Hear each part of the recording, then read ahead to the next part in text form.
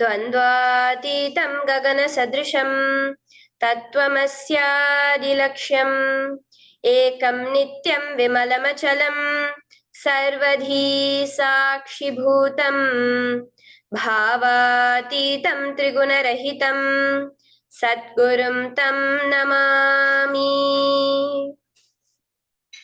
Welcome to Nithyananda Yoga, where we transcend the limits of conventional practice and dive deep into the source of our being, drawing from the original source of yoga itself.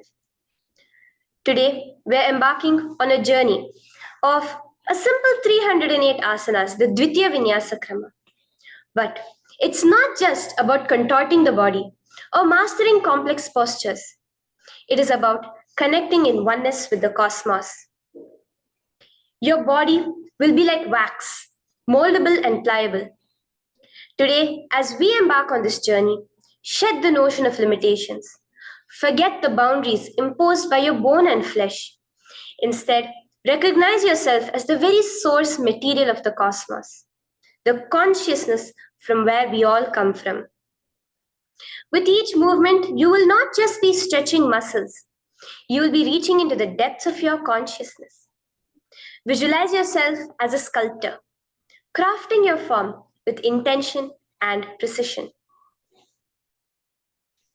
Want to grow 4 inches taller by the end of this session? Believe it, for your body is a wax waiting to be molded as per your intention. There is only one enemy towards this that we have built within each one of us, that is the parasites of negativity. Every muscle you have built in the moment of anger, of anxiety, of pain, of incompletion becomes the boundary of your consciousness. Today, we embark on a journey to detoxify ourselves, make us experience our original nature as divine. So as we go through these 12 components, which is so unique to Nithyananda Yoga, from the original source, the Vedas and Agamas, remember, you are not bound by limitations. You are the creator of your reality. Embrace your true nature. Let us sculpt our beings into an epitome of strength, flexibility, and bliss. Welcome to a transformative experience like no other, Nithyananda Yoga. There are 12 different components that consist Nithyananda Yoga. One is the asanas, which we traditionally know of. The various body postures revealed by Paramashiva to align the physical geometry of our body, the physical geography of our body, to the cosmic geometry, the cosmic geography. As Paramashiva says, sthiram sukham asanam, that body posture which is steady, comfortable, because it's in its original nature of Paramashivatva. The second are the pranayamas, the various systematic breathing techniques that Paramashiva has revealed for each one of us, that connect us to the higher dimensions of the cosmos and increase the life energy within us. The fourth are the bandhas, the different internal locks of the body. The third are the mudras, the various hand gestures and body movements to seal that life energy within ourselves. The very word mudra means seals. You will be able to seal the space of oneness within you with Paramashiva. The fourth are the bandhas, the various internal locks of the body to awaken the Kundalini Shakti, our latent potential energy, and make us conducive for the ultimate experience. The fifth are the karanas, the beautiful dance movements of the body, revealed by Paramashiva to put you in the space of ultimate bliss, and which engage all the different parts of your body. The next are the visualizations. As Swamiji says, the intention with which you move your body manifests as your reality. As you hold the visualization within you of the various gods and goddesses of KAILASA, of the various beings of this universe, you manifest the powers of those beings within you. The next are the japas, the various powerful energy vibrations of the cosmos that you will be subtly repeating in your throat center, that will cause your very DNA to be bound to the cosmos, to your consciousness with the highest frequency possible. The next are the pramanas, the chanting of the sacred mantras, the original source scripture of Hinduism that reveal the science of Nithyananda Yoga, of yoga, because as Swamiji says, yoga has a source and it is Hinduism. These original verses will manifest the vision Paramashiva had when he created yoga in each and every one of us. There are weights, which is an optional component, helps us to enhance our experience of Nithyananda Yoga as revealed from the source scriptures of Hinduism. The next are the mandalas, the cosmic geometrical representation. The Shri Chakra, the Shri Yantra, which is the direct geometrical representation of the cosmos. When you keep that in front of you and gaze at it throughout your Nithyananda Yoga, your body will fluidly just align itself to the cosmos. We have the Abharana, the Rudraksha, which we keep on our body, which acts as an energy battery, sucking in, storing the energy that we produce during this Nithyananda Yoga and releasing it to us throughout the day to fuel our entire day with consciousness. The last but not the least are the Aushadas, the various sacred herbs that you can apply to, which can be infused with the thought current of Paramashvatva to manifest it within you. With this understanding, let us get right into the practice of Nithyananda Yoga, which starts with invoking the presence of Paramashiva himself, the very being of Paramashiva, to witness our Nithyananda Yoga today, with the chanting of the Shiva Mula Mantra.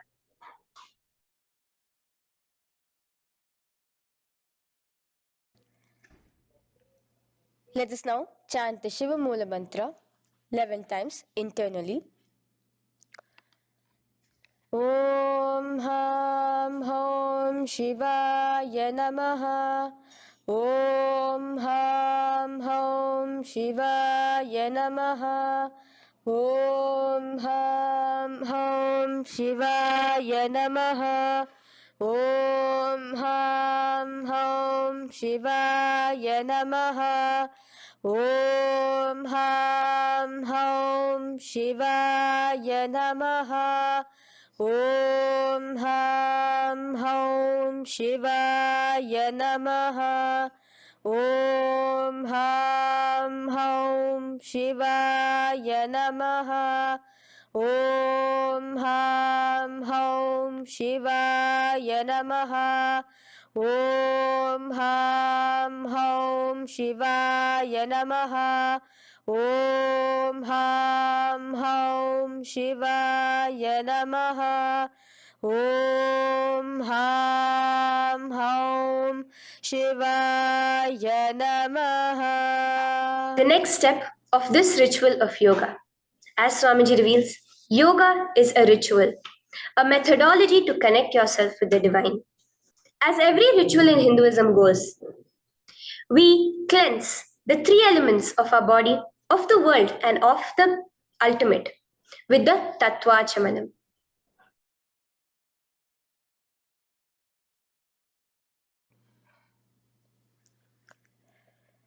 The next is the Tattvachamanam.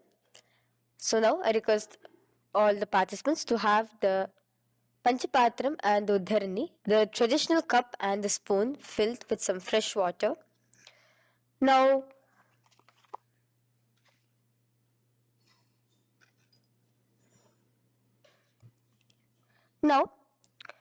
keeping your right hand in the shape of a cow's ear, the Gokarna Mudra, pour an Uddharani of water from the Panchapatram and chanting each of the following mantras internally, drink the water that flows through the base of the palm.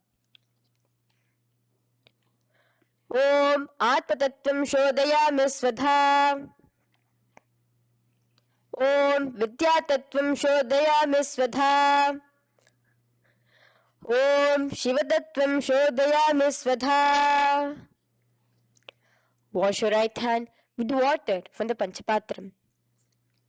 Now, chanting the following mantra internally, wipe the upper and lower lips twice using the base of the right hand thumb, moving the hand from right to the left of the lips. Om Ham Hridayaya Namaha. Wash your right hand with water from the Panchapatram. Now, with the tips of right hand index, middle, and ring finger, touch above the upper lips and below the lower lips. Wash your right hand with water from the Panchapatram. Now, with the tips of right hand index finger and thumb joined together, touch your right nostril, left nostril.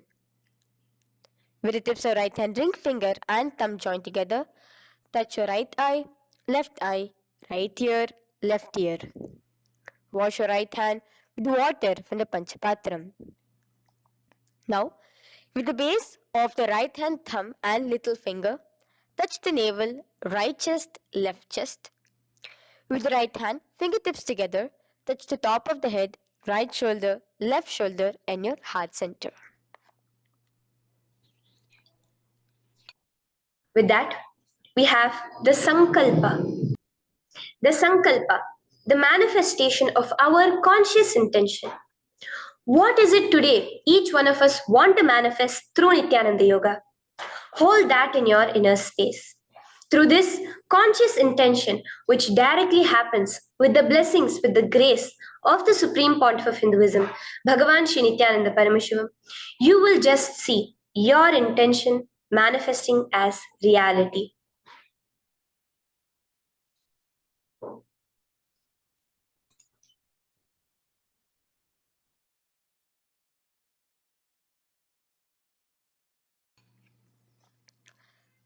The next is the Sankalpa, the conscious resolution.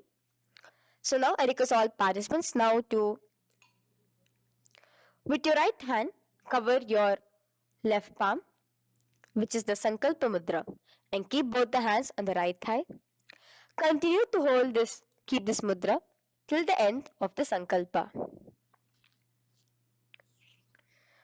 Om Mamopata Samasta Durita Kshayadvara Bhagavat Shri Nithyananda Paramashiva Prityartham Shri Nithyanandeshwari Paramashiva Shakti Sameta Shri Nithyanandeshwara Paramashiva Prityartham Cha Shubhe Shobhane Muhurte अद्य ब्रह्मणः द्वितीय पराध्ये श्री श्वेतवराह कल्पे वैवस्वतमन्वन्तरे अष्टाविंशतितमे नित्ययुगे प्रथमे पादे जम्बूद्वीपे भारतवर्षे भरतखण्डे मेरोः दक्षिणे पार्श्वे शखाब्दे अस्मिन् वर्तमाने व्यवहारिके प्रभवादीनां षष्ट्याः संवत्सराणां मध्ये शुभनाम संवत्सरे शुभायने शुभऋतौ शुभमासे शुभपक्षे शुभतिथौ शुभवासरयुक्तायां शुभनक्षत्र शुभयोग शुभकरण एवं गुणविशेषण विशिष्टायाम् अस्यां शुभदितौ श्री कैलासोन्नत द्वादशांत श्यामला पीठारूढ़ श्री मीनाक्षी सुंदरेश्वरा भिन्न स्वरूप परशिव पुत्र रत्न कुमार गुरुमन्य तुल्यावतार श्री पार्वती स्तन्यपान लब्ध दिव्य ज्ञान विश्रुत सकल निगमागम सारभूत द्राविड वेद प्रवक्त्रे श्रीमत् परम शिव करुणा समधिगत मुक्तामय चतुरश्रयान गीयमान छत्र चामर श्री चिन्ह काहलादि समस्त बिरदावल्यलंकृत ज्ञान विज्ञान चक्रवर्ती सर्वजन संग सद्यो निर्वाण दीक्षा व्याप वर्ग वर्ष विश्रान जीमूत परमत कलभ केसरी शैव सिद्धांत स्थापनाचार्य श्री राजाधिराज पांड्य महाराज गुरु क्षपन शाक्यादि महांधकार निवारण ज्ञान भानु वीक्षणा नरहार ध्वजोच्छेदन पूर्वक श्रीमद वृषभध्वज स्थापक शैव समय कर्त्रे सर्वज्ञ पीठारूढ़ श्री जगद्गुरु श्री ज्ञान संबंध देशिक स्वामी वागीश सुंदर माणिक्य वाचक स्वामिनाम अवतार भूत श्री ज्ञान संबंध स्वामी पुनरुद्धृत श्यामला पीत सर्वज्ञ पीत त्रिनवद्युत्तर द्विशततम गुरु महासन्निधान अरुणगिरि योगीश्वर परंपरागत अरुणाचल सर्वज्ञ पीठ गुरु महासन्निधान कैलास परंपरागत कांची कैलास सर्वज्ञ पीठ त्रयस्त्रिंशदुत्तर द्विशततम गुरु महासन्निधान नित्योत्सव नित्य मंगल नित्य कल्याण नित्य रजित कैलास परंपरागत आदि कैलास नित्यानंद पीठ महासंस्थान महासिंहासन पीठ कर्त्रे साक्षात् श्री परम शिव समुद्भूत कैलास परंपरागत वैवस्वत मुनि इक्ष्वाकु हरिश्चंद्र भगीरथ श्रीरामचंद्र सूरसेन इत्यादि अनवच्छिन्न सार्वभौम चक्रवर्ती परंपरागत चतुष्षष्टि योगिनी मंडिता चतुष्षष्टि संप्रदाय प्रवर्तक मनुधर्म शासन सूर्यवंश प्राप्त सर्वज्ञ पीठ सुरांगी साम्राज्य मूधाभिषिक्त चूडामणे साक्षात् श्री परम शिव समुद्भूत कपिल महागुरु पुनरुद्धृत महानिर्वाणि पीठ अष्टोत्तर सहस्र श्री महामंडलेश्वर साक्षात् श्री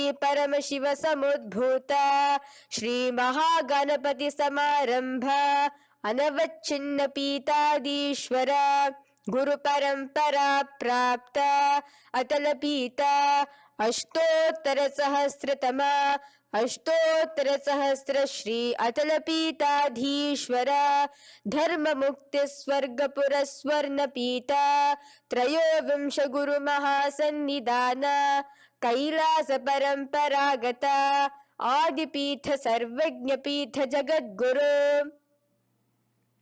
श्री कैलास पुनरुद्धारक श्री कैलास परमाचार्य श्रीमत् परमहंस परिव्राजकाचार्य वर्य सच्चिदानंद प्रणव स्वरूप श्रोत्रिय ब्रह्मनिष्ठ श्रीमद् जगद्गुरु श्री भगवत श्री नित्यानंद परम शिव श्री ज्ञान संबंध देशिक परमाचार्य स्वामिनां प्रीत्यर्थम तेषां पादारविन्दयोः भक्ति सिद्ध्यर्थम गुरु कृपा कटाक्ष सिद्ध्यर्थम क्षेम स्थैर्य वीर विजय आयुरारोग्य ऐश्वर्यानां अभिवृद्ध्यर्थम धर्मार्थ काम मोक्ष चतुर्विध फल पुरुषार्थ सिद्ध्यर्थम समस्त दुरितोपशांत्यर्थम समस्त मंगलावाप्यर्थम भगवत श्री नित्यानंद परम Shiv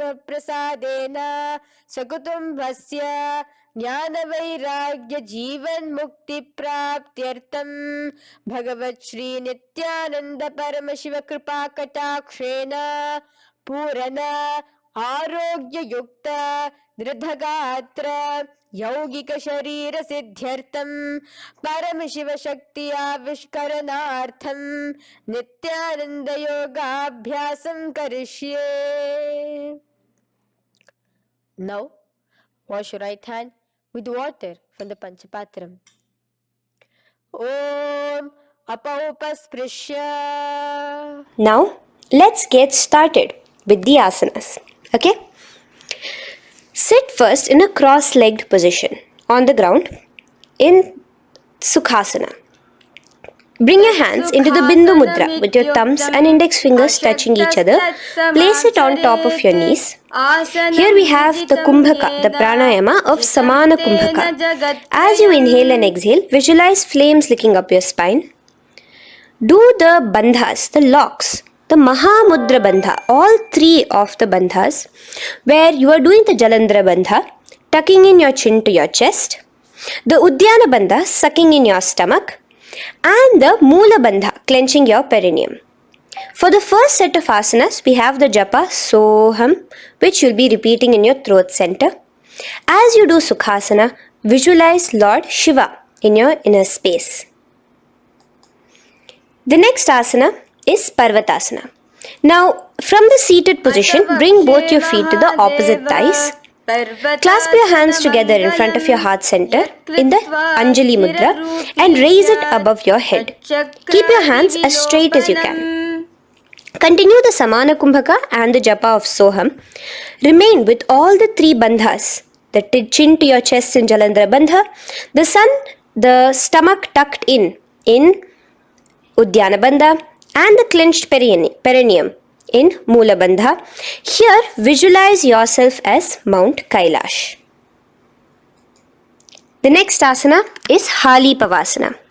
Now slowly bring your feet together in front of your body as you stretch it out a little further away.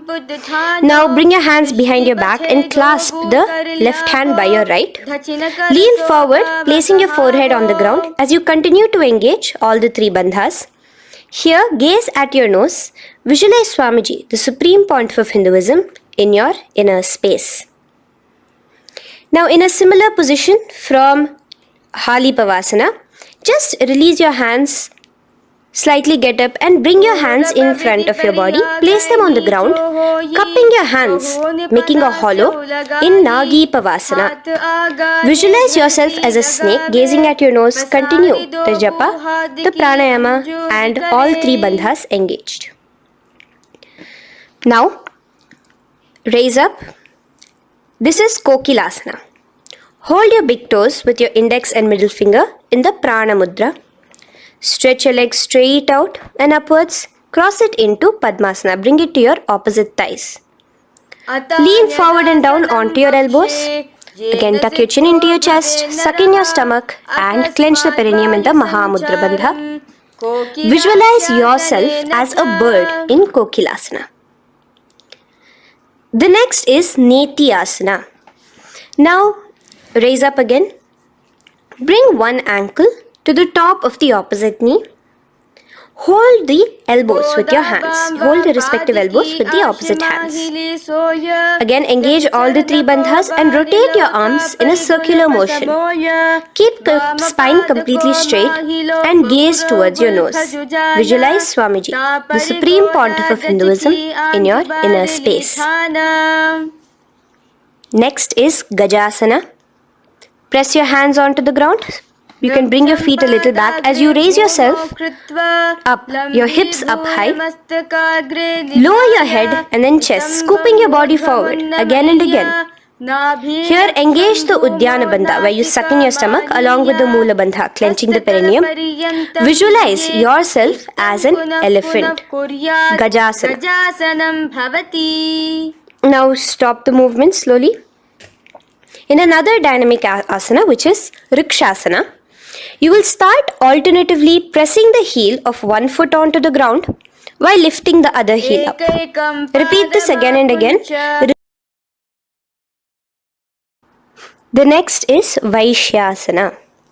Now slowly come to a standing position.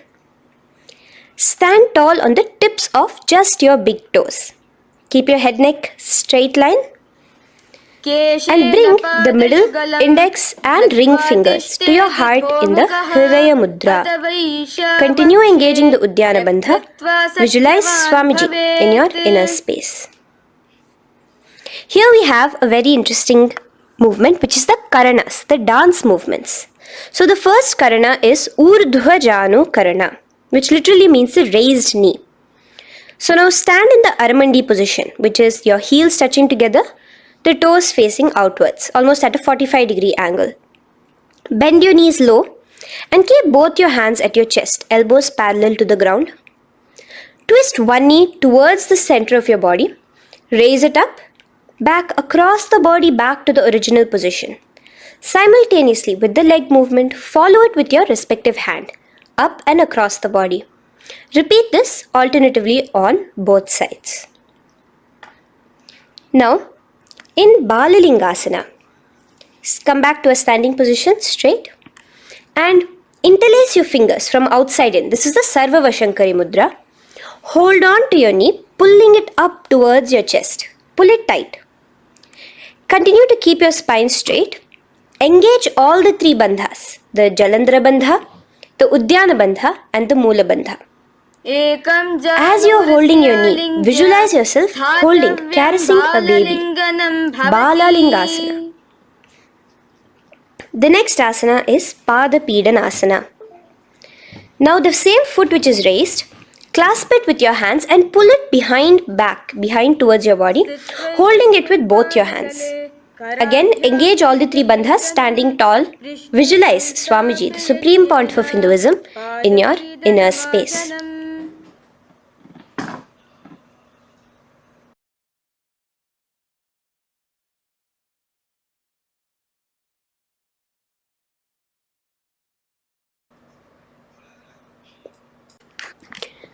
From here, let's enter into Natarajasana.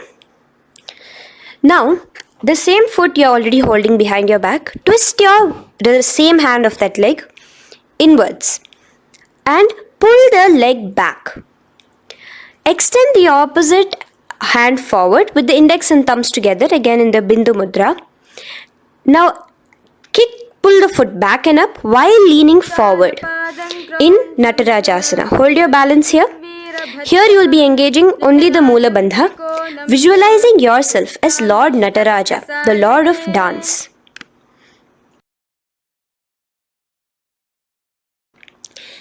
Now again let's repeat Balalingasana on the other side with the other leg. Pull it up towards your chest with the hands in the Sarvavashankari Mudra. Engage all the three bandhas as you visualize yourself holding and caressing a baby. Now pull your foot back into Pada Pidanasana on the other side. Remain with all the three bandhas engaged. Visualize Swamiji in your inner space. And lean forward. Now, hands stretched in the Bindu Mudra into Natarajasana. Balance there as you visualize yourself as Lord Nataraja. Now, come back to a standing position. Release your leg. Gain your balance. As we enter into the Ardharechita Karana. Now again bring yourself to the Aramandi position, heels together, toes pointed outwards and knees bent. Now from this position, bring your right foot onto the tips of the toes behind the left heel. The heel should be up. Bring your left hand towards your chest, parallel to the ground again, and extend the right arm out and wide like a pendulum. Bring it back towards your chest. Now while your arm is swinging, remember to move your fingers one by one inwards towards the palm and then outwards. Now place the right hand over the nose. Uncross your ankles. Let's do this on the other side also. Cross the left ankle behind and stretch the left hand out like a pendulum.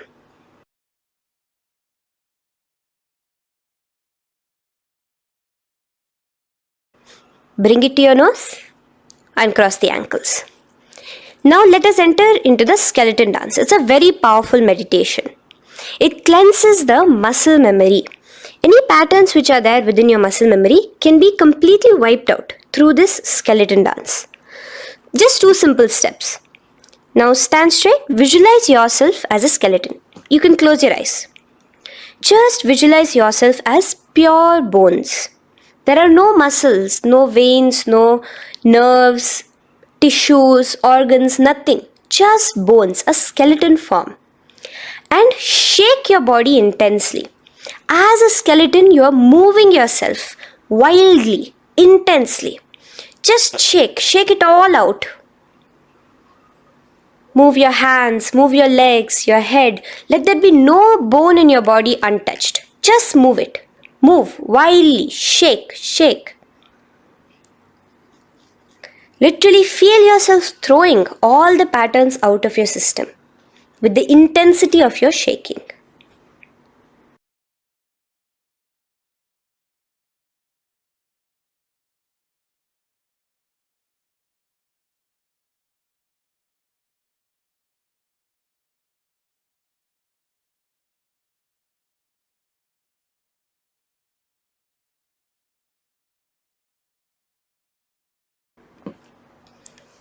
Now slowly calm down. Take a few steps, gain your breath back. That's a powerful meditation we did. Let us do the next karana. Again, come back to a standing position. Do the aramandi. Your toes outwards, knees bent with your feet together. Now here, raise your hands above your head. Keep your palms completely straight and cross the wrists with the palms facing forward and the back of the hands outward. Now from the crossed wrists, uncross the wrists, spreading your arms out wide while you turn your hip towards the side. Turn by the waist sideways. Bring your hands back over the head and turn on the other side. Repeat this on the other side. Do it again. Let's twist out. Come back to the middle and twist out again. This is the Kati China Karana. Now stand tall. Raise your hands above your head. Bring yourself to the top of the tip of your toes. Let your hands face each other parallel to the ears. You're tall, pushing yourself, stretching yourself. Again, engage all the three bandhas. Tucking in your chin to the chest, sucking in your stomach and clenching your perineum. Visualize yourself as a palm tree. We have the japa changing over here where you will be repeating Shivoham in your throat center. Tadasana. Now, as we enter into Uttanasana, relax and lean forward, bringing your hands on by the ground next to your feet. Keep your palms flat on the ground. Try your best. Engage all the three bandhas. Remain with all the three bandhas engaged as you visualize Swamiji, the Supreme Pontiff of Hinduism himself, in your inner space. Now jump your feet back into Tarakshvasana, coming to a plank position. Keep your hands shoulder width apart. Be steady there. Chuck in your chin to your chest in the Jalandhara Bandha as well as engaging the Moola Bandha. Now rotate your head while in the Jalandhara Bandha from shoulder to shoulder, side to side. This is Tarakshvasana. Visualize Swamiji, the Supreme Pontiff of Hinduism, in your inner space. Yes. Now lay flat onto the ground in Bhujangasana. Lower your entire body down. Now point your toes backwards. Keep your hands by the side of your chest and push yourself off the ground. Remember to use the strength of your lower back to hold yourself up. Open your mouth wide. Inhale through the hollow of your throat and exhale through your nose. This is the Bhujangani Mudra. In Bhujangasana, you will visualize yourself as a cobra. Now come back into a plank position. So you can tuck in your toes and come back into a plank position. In Shavasana, alternate bringing one knee towards your chest, back and forth. So you'll bring one knee front, push it back and bring the other knee. Repeat this again and again. Do the Sahaja Kumbhaka. Simple breathing in, breathing out. Engage the Moola Bandha, clenching your perineum. Visualize Swamiji, the Supreme Pontiff of Hinduism. Okay. Now place your legs back into the plank position as we enter into Rathasana. Again, bring one foot between your hands and alternate jumping one foot back and bringing the other foot forward simultaneously. Again and again. Continue the Sahaja Kumbhaka and the Moola Bandha engaged as you visualize yourself as a chariot, a Ratha, in Rathasana. Now, into Veerabhadrasana. remain one leg in between your hands. So as you jump, one leg comes between your hands, stop in that position, one leg stretched back, and raise yourself up into a standing position. So the front foot will be pointing forwards and bent at a 90-degree angle. The knee will be bent at a 90-degree angle. The other leg, which is extended back, the foot will be pointed sideways at a 45-degree angle. Now raise your palms, hands up, parallel beside your ears. Do the Uddiyana Bandha along with the Mula Bandha, pulling in your stomach in. Gaze towards your third eye as you visualize yourself as Lord Veerabhadra. Now relax down, switch your legs around, and let us do Veerabhadrasana on the other side. Stretch your hands up, gaze towards your third eye, suck in your stomach in the Uddiyana Bandha, and visualize yourself as Lord Veerabhadra. Okay, bring your feet together now. Let us move into Vrikshasana. Now stand tall, gain your balance here slowly. Bring one foot towards the inner thigh. Bring your palms together, raise them up above your head in the Anjali Mudra. Keep your elbows as straight as you can. Again, continue the Uddiyana Bandha, sucking in your stomach. Gaze forward, hold your balance, visualize yourself as a tree, the stability of a tree in Vrikshasana. Now, slowly bring your hands down. Now the foot which is in your inner thigh, bring it towards the opposite, to the root of the opposite thigh.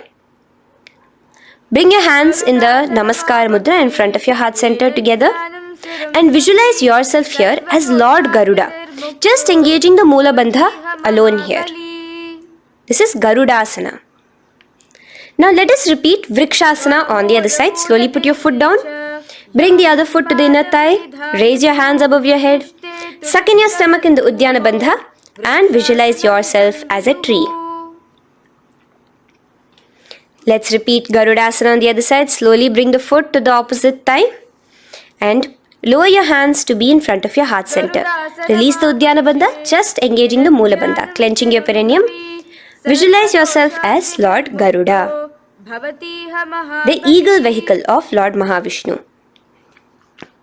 Okay, bring both your feet to the ground now and spread them far apart from each other. Now keep one leg toes pointing forward and the other set of toes pointing sideways. Straighten your arms out parallel towards the ground. Bring your front arm down towards the front foot, beside your foot, while the other arm extends towards the sky. Visualize yourself as a triangle in Trikonasana. Now raise up and let's repeat Trikonasana on the other side. Switch the position of your legs around and go forward. The other arm raised towards the sky. Visualize yourself as a triangle. Now come back to a standing position.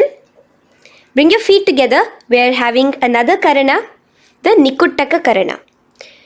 Bring yourself to the Aramandi position. Feet together, knees out wide. Here now bring your hands towards your chest, but keep both your palms parallel towards each other. Bring your right foot onto the toes with the heels up. And simultaneously bringing the right hand towards the top. Now drop the right foot, simultaneously lifting the left foot onto the toes and switch the hands position. Now the left hand is on the top and the right hand is on the bottom. Repeat and let us do this repeatedly. Okay, relax now, come back to a straight position and sit down onto your toes. Sit on your heels with your toes on the ground, knees raised up off the ground, together in front of you in Angushtasana. Bring your hands together in the Namaskara Mudra in front of your heart center. We have a very interesting pranayama over here, which is the Bhramari Kumbhaka, where you will be subtly buzzing like a bee as you do this asana. The japa we will be entering into is Sadashivoham. In Angushtasana, engage the Mula Bandha as you visualize Swamiji, the Supreme Pontiff of Hinduism, in your inner space.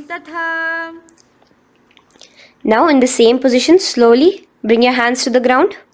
Balance yourself as you stretch one foot forward, sitting on the heel of one foot and the other foot stretched forward, toes pointed upwards. Bring your hands to the Vara Mudra, just the tips of the finger on the ground while the palm faces forward, both your hands. Continue to engage the Mula Bandha, clenching the perineum as you visualize Swamiji, the Supreme Pontiff of Hinduism, in your inner space. Now, stretch, the leg is stretched forward, right? Stretch the same hand, the respective hand forward and clasp onto the big toe of that foot in the Prana Mudra with your index and middle fingers. The other hand, bring it to the back of the respective heel in Vidhunanasana as you visualize Swamiji in your inner space. Okay, bring your 2 feet back together as we repeat Saurasana on the other side. Stretch your left leg forward now. Palms in the Vara Mudra on the ground. Visualize Swamiji in your inner space. And lean forward into Vidhunanasana on the other leg. Clasp your toes. Bring the other hand to the back heel. Continue to visualize Swamiji.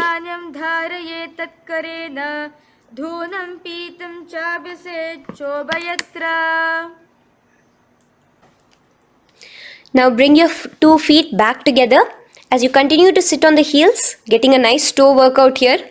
Balance on your toes, bring your knees together in front of you.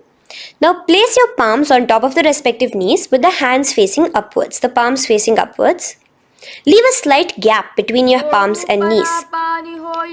As you gaze forward, engage the Jalandhara Bandha, tucking in your chin to your chest, and look between the gap between your hands. Brahma Jurankushasana. The next is Kapilasana. Now spread your knees wide and place them onto the ground. Keep your hands on the respective knees. Pull your stomach in and up in the Uddiyana Bandha. Gaze towards your nose as you visualize yourself as Maha Kapila Muni, the first man that ever started thinking. In the same position, just release that Uddiyana Bandha. Release the lock of the stomach, but continue to clench your perineum in Mula Bandha as you switch your gaze to your third eye. So from your nose, switch your gaze to the third eye. Visualize Swamiji, the Supreme Pontiff of Hinduism, in your inner space. Bhadra Gorakshasana. Next is Suryasana. Now, your toes are tucked. Just lift your knees off the ground, wide apart. Bring your hands together in the Padma Mudra with the little fingers and thumbs joined together. Engage the Uddiyana Bandha, suck in your stomach and raise your hands up tall above your head. Slightly lean back as you look towards the gap between your hands.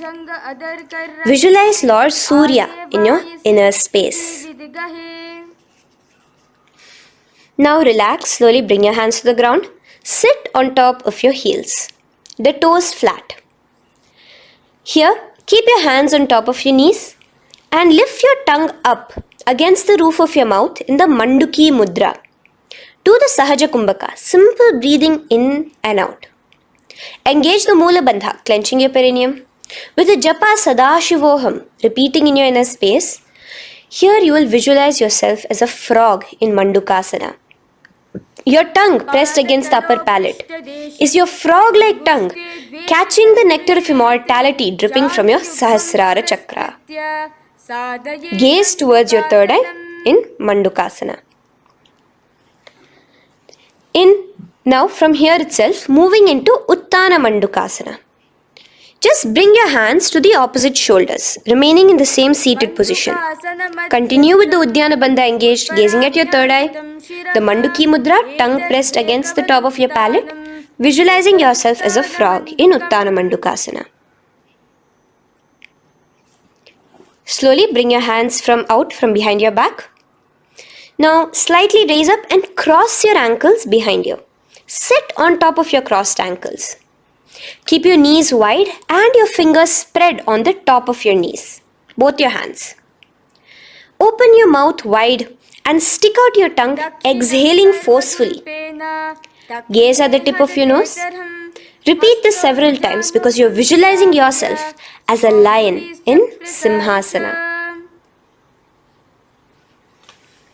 The next asana is Bhadrasana.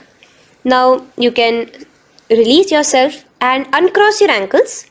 Just keep your toes crossed behind you.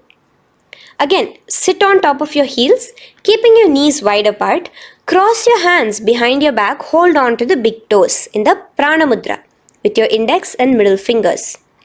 Apply the Jalandhara Bandha, tuck in your chin to your chest along with the Mula Bandha, sucking in your perineum. As you gaze towards your nose, here, resume the Brahmari Kumbhaka, buzzing like a bee subtly in your inner space as you visualize Swamiji, the Supreme Pontiff of Hinduism, in your inner space. Now, bring your hands out from behind you. As you come here, bring yourself to a squatting position. Keep your feet flat onto the ground as close together as possible, but your knees opened wide. Bring your body in between your knees, your torso in between your knees, and take your arms in and around your knees towards the back, clasping your fingers, interlacing your fingers behind you in the Parashu Mudra. Gaze towards your nose. Visualize yourself as a crow in Kakabhusandhi Asana. The next asana is Kani Pavasana. Unclasp your hands and place them flat onto the floor. Keep them shoulder width apart for good balance. Now, slowly bring your knees to the back of your arms, above the elbows. Lean your chin forward and down. Keep your gaze steady as you lift your feet off the ground. In Kani Pavasana, visualize Swamiji, the Supreme Pontiff of Hinduism, in your inner space.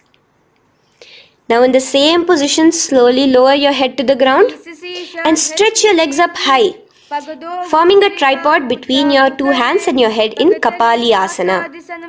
Gaze at your nose, continue the Brahmari Kumbhaka, continue engaging the Mula Bandha and the Japa of Sadashivoham. Visualize Swamiji in your inner space. The next asana is Parshva Mayurasana. Slowly bring your feet down. Yes, relax. And now squat on your toes with your knees together and twist your body. Place both the hands to one side of your knees.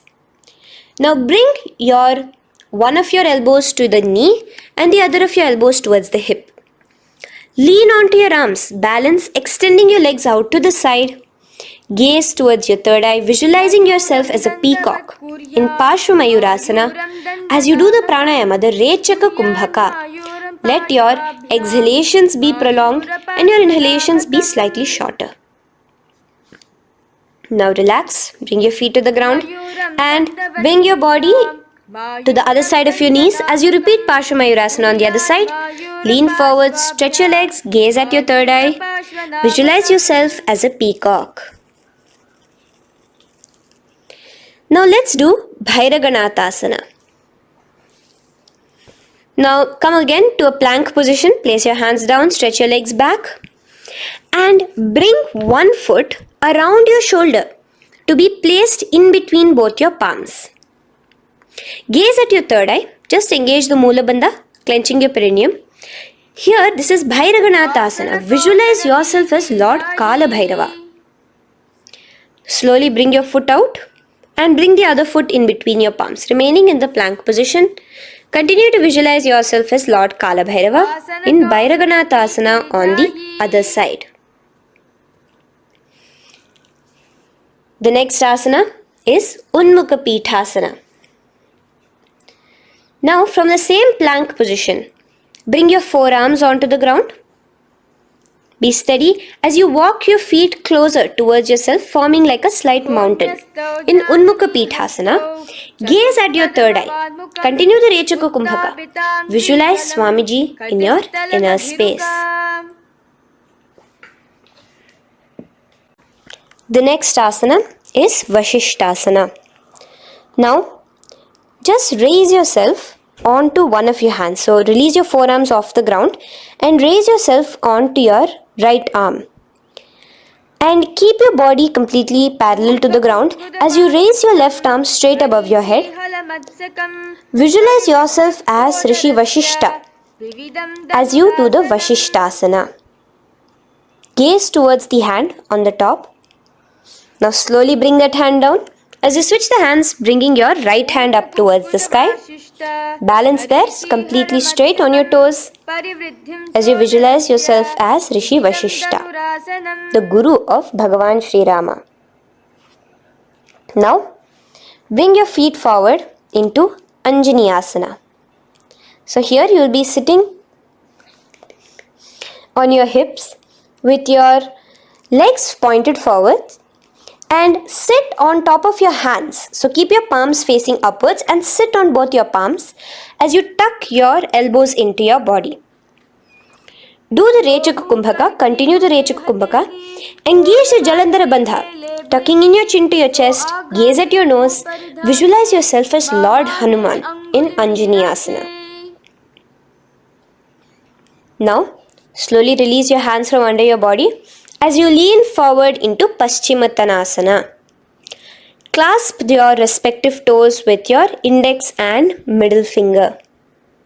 Lean forward and down, bring your elbows to the ground, your forehead towards your knees.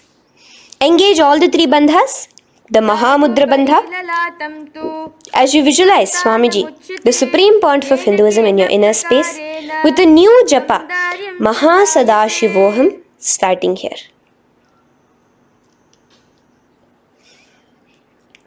The next is Ugrasana. Now, you can raise up and clasp your hands behind your neck in the Parashamudra. Interlace both your fingers. Lean forward and down, bringing your forehead to your knees and your elbows onto the ground. Again, engage all the three bandhas in the Mahamudra Bandha as you visualize Devi Kali in your inner space in Ugrasana.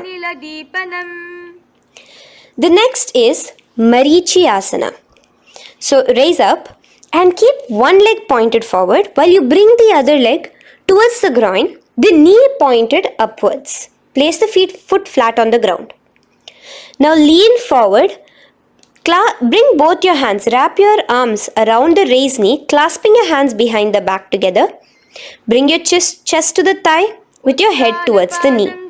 Here engage just the Moola Bandha, sucking in your perineum. As you visualize yourself as Rishi Marichi in Marichi Asana. The next asana is Mahamudrasana. Now slowly raise up and the raised knee, let it rest by your side with your leg towards the inner thigh of the opposite leg. Now again reach down. Hold your foot, bring your elbows to the ground, your forehead to your knees. Engage all the three bandhas in the Mahamudra Bandha. Gaze at your nose, visualize Swamiji himself in your inner space. Raise up. Let's repeat Marichi Asana on the other side. Bring the other foot straight while the other foot comes into the groin. Knee up. Lean forward, clasping your hands behind your back. Visualize yourself as Sage Marichi. Now from here, raise up, engage all the three bandhas as you let your knee fall to the side. Lean forward, clasping the foot. Gaze at your nose. Visualize Swamiji in your inner space in Mahamudrasana on the other side. Now, bring yourself to a seated position. Sit and bring the soles of your feet together. Bend your knees and keep your heels close, as close towards you as possible. While the knee, try to touch your knees to the ground. Clasp your feet together with both your hands. Maintain a straight spine. Gaze towards your nose in Bhadrasana 2. Visualize Swamiji, the Supreme Pontiff of Hinduism, in your inner space. The next asana is Gwali Pavasana. Now, keeping your feet together, just bring your hands towards the respective knees. Just lightly place them there. Tuck your chin to your chest in the Jalandhara Bandha, continuing to engage the Moola Bandha, clenching your perineum. As you gaze at your nose, visualize Swamiji, the Supreme Pontiff of Hinduism, in your inner space. Now, push your soles slightly further away from you. The joined feet, push it further away from your body. And lean forward, keeping both your hands, the fingers inside of the feet. Hold the soles of your feet. Lean forward and down. Bring your forehead to the ground. Gaze at your nose. Visualize the Yoni Mandala in your inner space. In Joni Asana. The next is Pavasana. Raise up. Stretch your arms out wide beside your body as you lean forward, your arms going over your knees. Bring your forehead to your feet. Continue to gaze at your nose. Visualize Swamiji, the Supreme Pontiff of Hinduism, in your inner space. Now, in Siddha Samadhi Asana, raise yourself up. Now, put your forearms underneath the calves of the respective legs. Let your palms face up towards the sky as you bring your head down to your feet. Gaze at your nose as you visualize Lord Surya in your inner space in Siddha Samadhi Asana.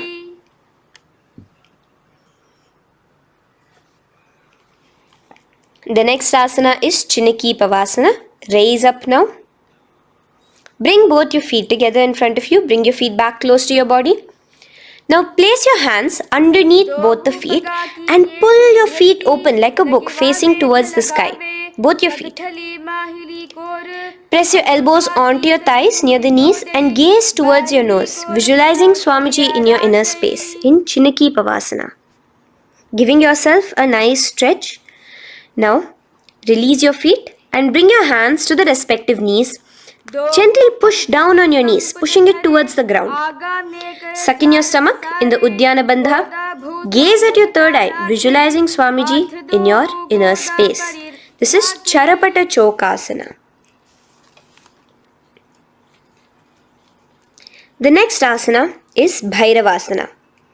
Now continuing to remain with your feet together, you can use the help of your hands to bring your toes onto the ground with your heels pointed upwards. Just push yourself and try to do it.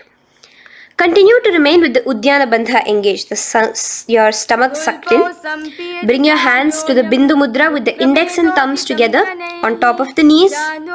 Gaze at your third eye. Visualize yourself as Lord Kala Bhairava in Bhairavasana. The next asana is Samanasana. So slowly you can bring your feet out from underneath. Take now one foot towards your chest, holding with both your hands as the other foot rests by the perineum. Pull the sole onto your chest. Gaze at your third eye. Visualize yourself holding the breath in the Mooladhara Chakra, the Chaturdala, the 4-petal lotus of your body. Gaze at your third eye. Visualize Swamiji, the Supreme Pontiff of Hinduism, in your inner space in Samanasana. From here, let's move into Apanasana. Now, the foot that you have towards your chest, just bring it over your shoulder and place both your palms onto the ground beside you. As you lift the leg by your perineum, stretch it out and lift it up high into the sky in Apanasana. Gaze at your third eye, visualizing Swamiji in your inner space. Let's repeat Samanasana on the other side. Bring your foot down. Clasp the other foot towards your chest. Gaze at your third eye, visualizing Swamiji in your inner space. And bring the foot onto your shoulder as we repeat Apanasana on the other side. Stretch your leg out straight in front of you, up high towards the sky, gazing at the third eye, visualizing Swamiji in your inner space. Okay, relax slowly. Let's move into Gomukhasana. Now, sitting in a seated position, cross one leg over the other, like over, and align the knees together at the center of your body and the feet by the opposite hips. Place both your hands on top of the stacked knees. Gaze at your nose. Here we have a beautiful pranayama, very cooling pranayama, which is the Sheetkari pranayama, where you will be inhaling through your clenched teeth with your tongue pressed against behind your teeth and exhaling through your nose, creating a hissing sound. The japa will be for the next sequence of asanas, Om Nithyanandoham. Visualize the face of a cow in Gomukhasana. Now keep your knees crossed. From the knees, bring your hands towards the respective toes on the side of the body. Clasp the big toe in Prana Mudra. Suck in your stomach in the Udyana Bandha. Visualize yourself as Rishika Anasuya in Anasuyasana.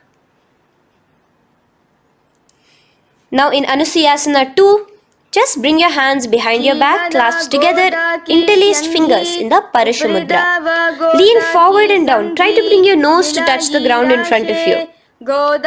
Just visualize yourself as Rishika Anasuya and gaze at your nose. Anasuyasana 2. Raise yourself up now. Now bring one foot towards the perineum, knee resting on the ground. Raise your other foot with the foot in front of the lying down foot, knees pointed upwards towards your chest. Place your hands on the respective knees. Keep your spine tall, chest out.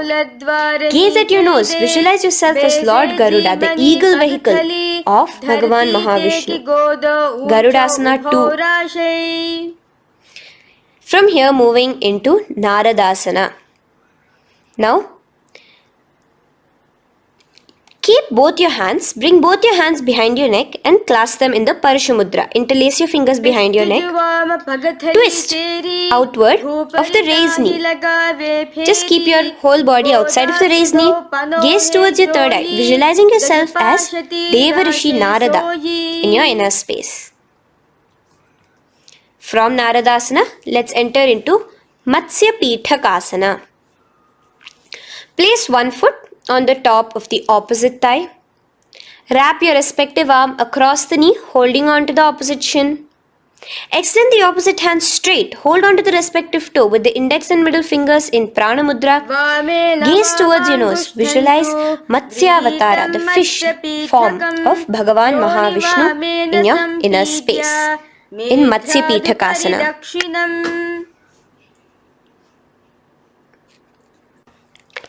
From there, let's repeat the Gomukhasana and the rest of the asanas on the other side too. So slowly you can cross your knees over to the other side in Gomukhasana. Keep your hands on the top of your knees. Gaze at your nose as you visualize the face of a cow in Gomukhasana. Continuing into Anasuyasana on the other side, bring your hands to your toes. Suck in your stomach in the Udyana Bandha. Gaze at your nose, visualize yourself as Rishika Anasuya. And lean forward, bringing your hands behind your back in Anasuyasana 2. Interlace your fingers in the Parashamudra. Continue to gaze at your nose, visualizing yourself as Rishika Anasuya. As you relax the Udyana Bandha, just clenching the Mula Bandha alone. Raise up, bring your feet together in front of you as we enter into Garudasana 2. Place your hands on the respective knees. Stay straight. Visualize yourself as Lord Garuda as you gaze towards your nose. And twist your body out of the raised knee, hands clasped in the Parashamudra behind your neck. Gaze at the third eye, visualizing yourself as Devarishi Narada. And bring the foot to the opposite thigh as we enter into Matsya Pithakasana on the other side. Clasp your toe in Prana Mudra. Gaze at your nose, visualizing Matsya Avatara, the fish avatar of Lord Vishnu in your inner space. Now let's enter into Matsyendrasana. Remaining in the same position with one foot on the opposite thigh, place the other foot on the ground on the far side of the other thigh. Twist. Bring your elbow outside the raised knee. Keep the raised arm by your neck. Turn backwards. Gaze towards your third eye. The other hand straight out. Visualize Matsyendranatha, the great Rishi and master of Hatha Yoga in your inner space. Just switch your hands around. Straighten the hand that was originally bent and bend the other hand towards your neck. As we enter into Kubhasana, visualize yourself as a camel. Continue to gaze at your third eye. Now, straighten out both your hands straight out in the same position. Continue to gaze at your third eye, visualizing Matsyendranatha, the master of Hatha Yoga in your inner space. Now, slowly take your foot off from the thigh. As we enter into Matsyendrasana on the other side, bring the other foot to the thigh. Place the other foot on the far side. Twist, bringing your elbows outside of the raised knee, hands on the head. The other hand stretched out back. Twist, gazing at your third eye. Visualize Matsyendranatha in your inner space. Switch the hands around as we enter into Kubhasana. On the other side, remember to visualize yourself as a camel. Now stretch both your hands out in Matsyendrasana 2 on the other side. Visualize Matsyendranatha in your inner space. Now, with one leg on the thigh, bring the other foot too to the opposite thigh in Padmasana. Place your palms on the respective knees. Engage all the three bandhas in the Mahamudra Bandha, tucking your chin to your chest, sucking in your stomach and clenching your perineum. We have a new pranayama here, which is the Shitali Kumbhaka, where you will continue to inhale through the teeth without creating the hissing sound, and exhale through your nose. A new japa of Om Nithyananda Mahasadashivoham starts here. Gaze at your nose in Padmasana, visualizing yourself as Bhagavan Paramashiva. Now, keeping your legs in the same position, just cross your hands over each other, clasping onto the toes with your index and middle fingers in the Prana Mudra. Gaze at your nose, visualize yourself as Devi Parvati, the consort of Lord Paramashiva in Padmasana 2. Now, uncross your hands. Take your hands and insert it into the gap between your thighs and your calves. Put both your hands within and pull it out on the other side. As you balance on your hands, lifting your whole body off the ground, visualize yourself as a rooster in Kukkutasana. Now relax. Take your hands out from inside your feet as we enter into Baddha Keki Asana. Place your hand onto the ground as you raise up on your knees. Place your palms on the ground, fingers pointing towards the legs. Now keep your elbows together, pressed against your navel. Slowly lean forward, balancing, and extend your knees off the ground, visualizing Swamiji in your inner space. In the same position, stretch your legs out behind you. In Mayurasana, visualize yourself as a peacock. Hold your balance. Relax now. Yes, relax flat onto the ground into Makarasana. Lay down completely flat. Keep your feet pointing outwards, far away from each other. Place your forehead on the mat. Interlace your fingers behind your neck in the Parashumudra. Just relax, visualizing yourself as a crocodile as we go back to the Sahaja Kumbhaka, the simple breathing in, breathing out. Just keep the Moola Bandha alone engaged.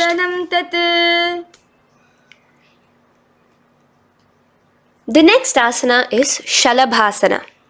Now lay on your stomach and place your hands on the ground beside the chest. From the laying position, raise your legs up. Use your core strength to bring your thighs off the ground. Visualizing yourself as a locust in Shalabhasana. Relax your feet down and bring your hands to your feet, pulling your feet down towards the ground beside your hips. In Ushtrasana, visualize yourself as a camel. Now slowly kick your legs back. Whilst your hand is clasping your feet, pull your feet towards the sky, lifting your chest and thighs off the ground. In Dhanurasana, gaze at your third eye. Visualize yourself as Paramashiva's bow. Relax slowly and come up to a sitting position. In Bhagasana, sit on both your knees with your head, neck and spine straight. Clench your perineum in the Moola Bandha. Place your hands on top of your knees. Gaze towards your third eye, visualizing Swamiji, the Supreme Pontiff of Hinduism, in your inner space. From here we enter into Gohyasana. We have a couple of headstand postures here, so get yourself ready. Now place your forearms on the ground with your fingers interlocked. Ensure your elbows are at shoulder width for the best balance. Place the top of your head on the ground, holding your head with your hands. Slowly walk your toes forward until your hips are in a straight line with your shoulders, and just kick your feet up slightly. Make sure not to lose your balance. Keep your knees bent together at your chest. Toes pointed upwards. Gaze to your nose, visualizing Swamiji in your inner space. From here, stretch your legs out into Shavasana, continuing to hold the balance there as you continue to gaze at your nose, visualizing Swamiji in your inner space. Bring your feet to the ground, relax slowly. The next asana is Podhyasana. So come to a seated position. Bring your hands behind your calves, stretching your legs up and your forehead to your knees. Visualize Swamiji in your inner space. Here we have a new Kumbhaka, which is the Bhastrika Kumbhaka, where you will be exhaling forcefully, making the sound of a bellows. Podhyasana. The japa for this next series is Om Nithyananda Paramashivoham, the Mahavakya. Relax yourself. Continuing to remain balanced with your legs up, just bring your hands to the opposite shoulders. In Parighasana, visualize yourself as a mace as you gaze towards your third eye. Now relax. Keep your elbows and palms onto the ground as your legs are raised. Visualize yourself as a boat in Naukasana. Continuing to gaze towards your third eye, remember to continue the Bhastrika Kumbhaka. Forceful exhalation. Now, continuing to keep your balance, just bring your hands to your feet and scoop your hands underneath the heels, pull it towards the chest. Keep your spine upright, gaze towards your nose. Visualize yourself as Lord Rudra in Rudrasana, the most ferocious form of Paramashiva. Now lay on your back. So you can remove your hands from underneath your feet and lay on your back. With your feet flat on the ground, knees pointed upwards. Now place your palms down. Just let your fingers touch the back of your heel. Do not clasp your feet. Lift your hips up high, pressing the feet onto the ground. Chin tucked to the chest in the Jalandhara Bandha automatically. Gaze at your nose, visualizing Swamiji in Unmukha Pithasana 2. Now lay onto the ground in Shavasana. Just lay completely flat with your palms facing upwards by the side of your body. Just unclutch from any movement happening within you. Visualize your body is dead. The Supreme Pontiff of Hinduism, Swamiji, is just liberating you. Just let your awareness, your energy completely pervade your body in the Shakti Chalan Mudra as you continue to vibrate with the Mahavakya.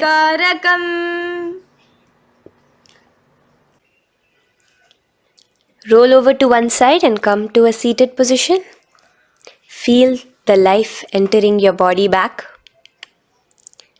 In a seated position, let us get continued with the sequence. We have 200 asanas more to go, starting with Yathasanishtasana.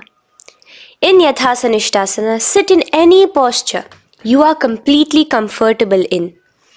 Bringing your hands into the Bindu Mudra with the thumbs and index touching. Start off with the Samana Kumbhaka. As you're inhaling and exhaling, feel flames licking up your spine. Clench your perineum in the Moola Bandha with the japa Om Nithyananda Paramashivoham for the remaining of the sequence.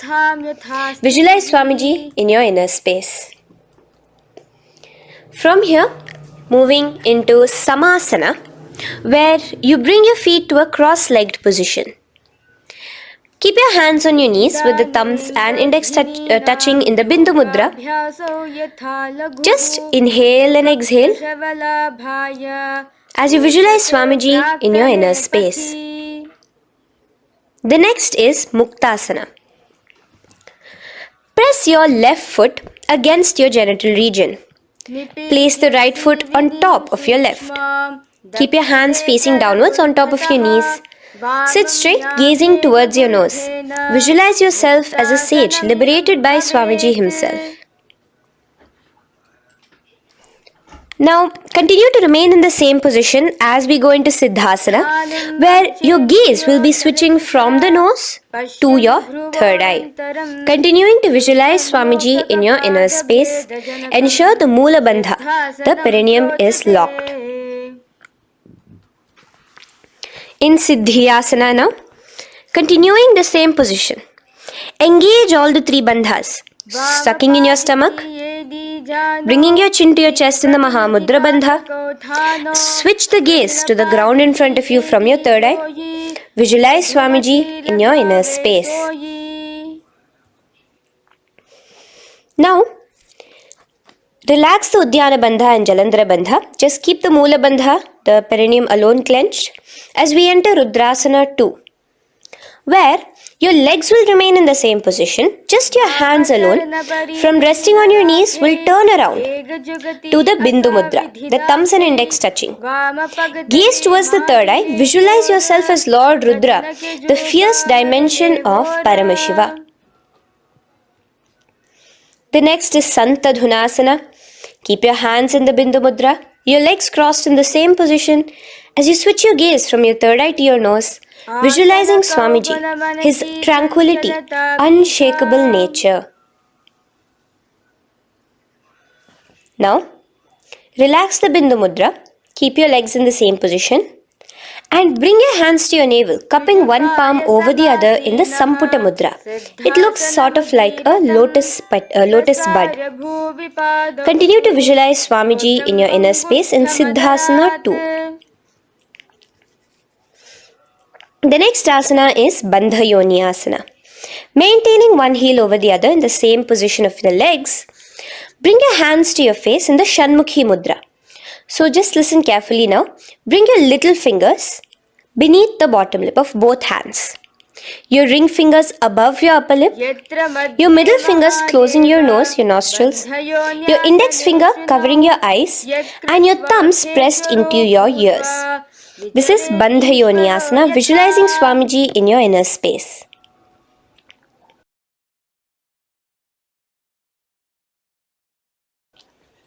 The next asana is Virasana. Now, you can remove your hands from your face and bring one foot onto the opposite thigh, and the other foot underneath the thigh. Keep your hands in the Bindu Mudra, thumb and index fingers together on the top of your knees as you embody the space and state of bravery, Veera, in Virasana. Now, changing the leg position again as we enter into Valmikasana. Keep your left heel on the right side of the generative organ, toes under the thigh. Keep your right foot on top of the left leg, toes by the knee. Again, bring your hands into the Bindu Mudra on top of the knees. Gaze towards your third eye. Visualize Rishi Valmiki, the poet, the first poet and author of Ramayanam. The next asana is Joni Mudrasana. So you're going to remain here as you switch your gaze to your nose, visualizing the Yoni Mandala, a beautiful formation, divine cosmic geometry, representing Devi, Shakti, a symbol of the creative energy of the universe in Joni Mudrasana. In the same position, switch your gaze to your third eye, continuing to visualize the Yoni Mandala in your inner space. Now, let's move into Bhadrasana 3. So bring your feet, the soles of your feet together, uncross them and bring them together in front of your body. Hold it with both your hands, pulling it against you. Push your knees down towards the ground. As you gaze at your nose, suck your stomach in the Udyana Bandha. Visualize Lord Veerabhadra in your inner space. Bhadrasana 3. In the same position, we are entering into Aghorasana, where your left hand will rest on top of the left knee, while your right hand comes towards your face. Now, do the Khechari Mudra, where you are bringing your tongue towards the upper palate, gazing towards your third eye. Now, with your right hand, cover your mouth, close the left nostril with your index finger, inhale through the right nostril.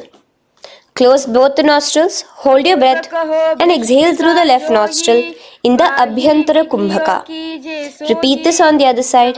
Visualize yourself as an Aghori, completely dedicated to Paramashiva in Aghorasana. The next asana is Kaneri Pavasana. So you can Distance your feet a little away from your body. As you lean forward, place your elbows onto the soles of your feet and rest your chin on your palms. Gaze at your nose, suck your stomach in Uddiyana Bandha. Here, continuing with the Rechaka Kumbhaka, where your exhalations are prolonged than your inhalations, visualizing yourself as a female elephant drinking water in Kaneri Pavasana. The next asana is Parasana. So now, come to a seated position, raise yourself up and keep your knees raised. Bring your hands underneath your knees, between your calves and thighs, and clasp them together. Interlace your fingers in the Parashamudra in front of your navel. Lift your feet off the mat. Visualize Swamiji, the Supreme Pontiff of Hinduism, in your inner space as you gaze at your nose in Parasana. The next asana we'll be moving into is Gopi Chandasana. Now take your hands out from in between the feet as you let your feet rest on the ground. Take your hands out from underneath your calves. Interlace your fingers around the feet with the soles of the feet together and raise it up towards your chest. Rest your knee on top of your feet. Gaze at your nose. Embody the state and space of a king in Gopi Chandasana. The next asana is Udarasana. So now just quickly release your legs, bring your hands underneath your calves and hold on to your feet again from inside out. Both your feet together. Bring your feet up to your chin, resting your chin on top of the interlaced fingers. Bring your feet to your chest, gaze at your nose, visualizing your body, the Supreme Pontiff of Hinduism, free from any defects in Udarasana. Now, in the same position, just lift your legs up towards your head. Let the top of your hands come towards the top of your head, your forehead. And this is Vishishtasana. Visualize yourself excelling in everything in this posture. Now, slowly relax. Keep your hands underneath your shins as you take your hands up to the shoulder, pulling your hand and interlacing your fingers behind your neck. In Bhujasana, visualize yourself as a cobra. The next asana is Kalyanasana. So in the same seated posture, bring your hands around from behind your neck, remove them and put them around your back, interlacing the fingers behind you. Gaze at your nose. Visualize yourself as a beautiful, auspicious goddess in Kalyanasana.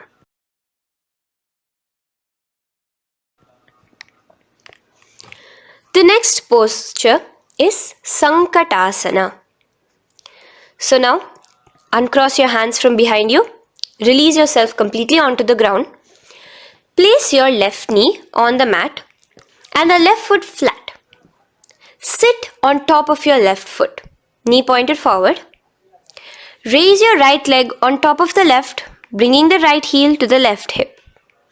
Place your hands on the opposite knees. Here, do the Ujjayi Pranayama. As you inhale and exhale, make the sound of an ocean. Visualize yourself as a swan, a beautiful swan in Sankatasana. The next is Dhenukasana.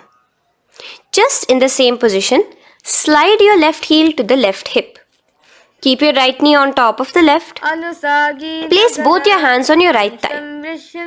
Visualize a cow in your inner space as you suck your stomach in the Uddiyana Bandha, Dhenukasana.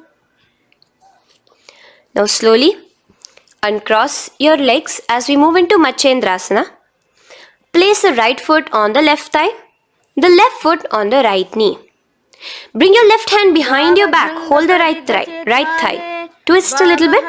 Place your right hand on your left thigh. Twist your body, gaze towards your third eye, visualizing Swamiji in your inner space.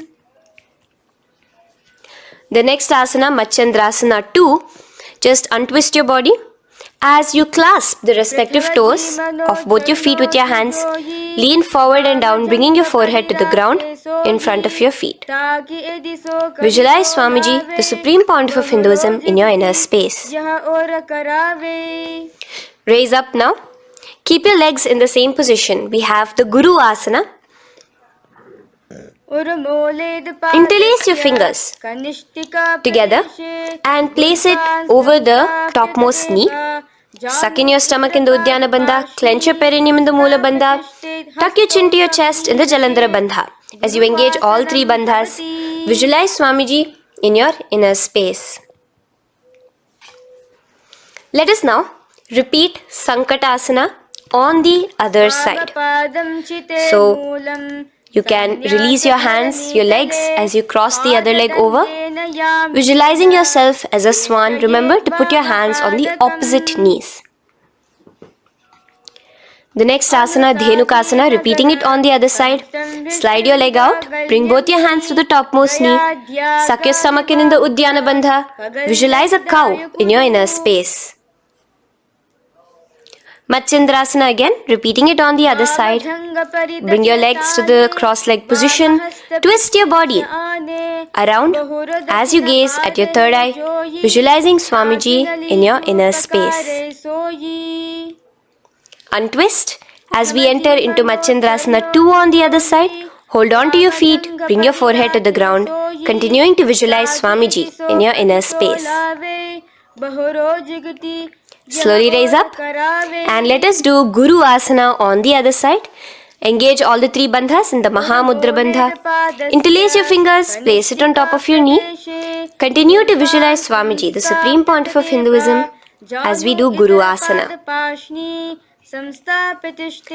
Now, slowly uncross your feet and place them flat on the ground, knees towards the chest in Pashasana. Keep your hands holding the opposite knees, thighs together, and keep your spine completely erect. Continue the Khechari Mudra, where your tongue is pressed against the roof of your mouth. As you gaze at your third eye, visualize Swamiji in your inner space. Continue the Ujjayi Kumbhaka. As you breathe in and out, make the sound like an ocean. Now in the same position, just bring your chin towards your knees in Bodha Shokasana. Lean forward, gazing at your nose, and visualize Swamiji, the abode of bliss in your inner space. Now raise up and bring your hands, uncross your hands, bring your hands underneath your knees, clasping the opposite elbows in Kurakatasana. Gaze at your nose, visualizing Swamiji in your inner space. Now, in the same position as Kurakatasana, just cross your ankles into Sumatiyasana. Toes pointed upwards. Gaze at the nose. Visualize the great sage and Maharishi Sumati in your inner space. The next asana is Dandasana. Extend your feet out straight in front of you. Keep your arms straight above your head. Interlace the fingers from inside out. Let your wrists point outwards. Engage the Mahamudra Bandha, all the three bandhas. As you gaze at your nose in Dandasana, visualize Swamiji in your inner space. The next is Arambhasana. Now keeping your legs straight, release the Jalandhara Bandha and the Uddiyana Bandha, keeping your perineum clenched in Moola Bandha. Lean forward and down. Hold your big toes in the Prana Mudra with your index and middle fingers. Head to your knees. Do here the Nadi Shodhana Pranayama. Inhale through the left nostril, hold and exhale through the right. Visualize Swamiji in your inner space. The next is Bhidokasana. So, slightly raise your body up and bring your hands underneath your knees, extending your knees slightly up. Keep your heels a bit apart from each other and clasp your feet. Bring your shoulders down, wrapping your hands around your legs. Gaze towards your third eye, visualizing Swamiji in your inner space. So from here, let's enter into Jalandhari Pavasana. So you can actually remain in the same position with your hands underneath your calves and just bring the soles of your feet together. You might want to bring your body closer. Place your head on top of your feet with the palms facing upwards on the ground. Gaze at your nose. Visualize Swamiji in your inner space. Now slowly bring your hands out from underneath and come to a seated position. Stretch your legs out as we enter into Urdhva Paschimottanasana. Here we have a new Kumbhaka, the Pratyahara Kumbhaka, where you will feel your breath coming from your Mooladhara Chakra up to the Brahmarandra above the Sahasrara. This is the Pratyahara Kumbhaka. In Urdhva Paschimottanasana, extend your legs out, lift one foot behind your neck and lean forward and down towards your foot, visualizing Swamiji in your inner space. Now, slowly, keeping your leg behind your neck, lay onto your back as we enter into Anantasana. Hold the foot from the top with the opposite hand.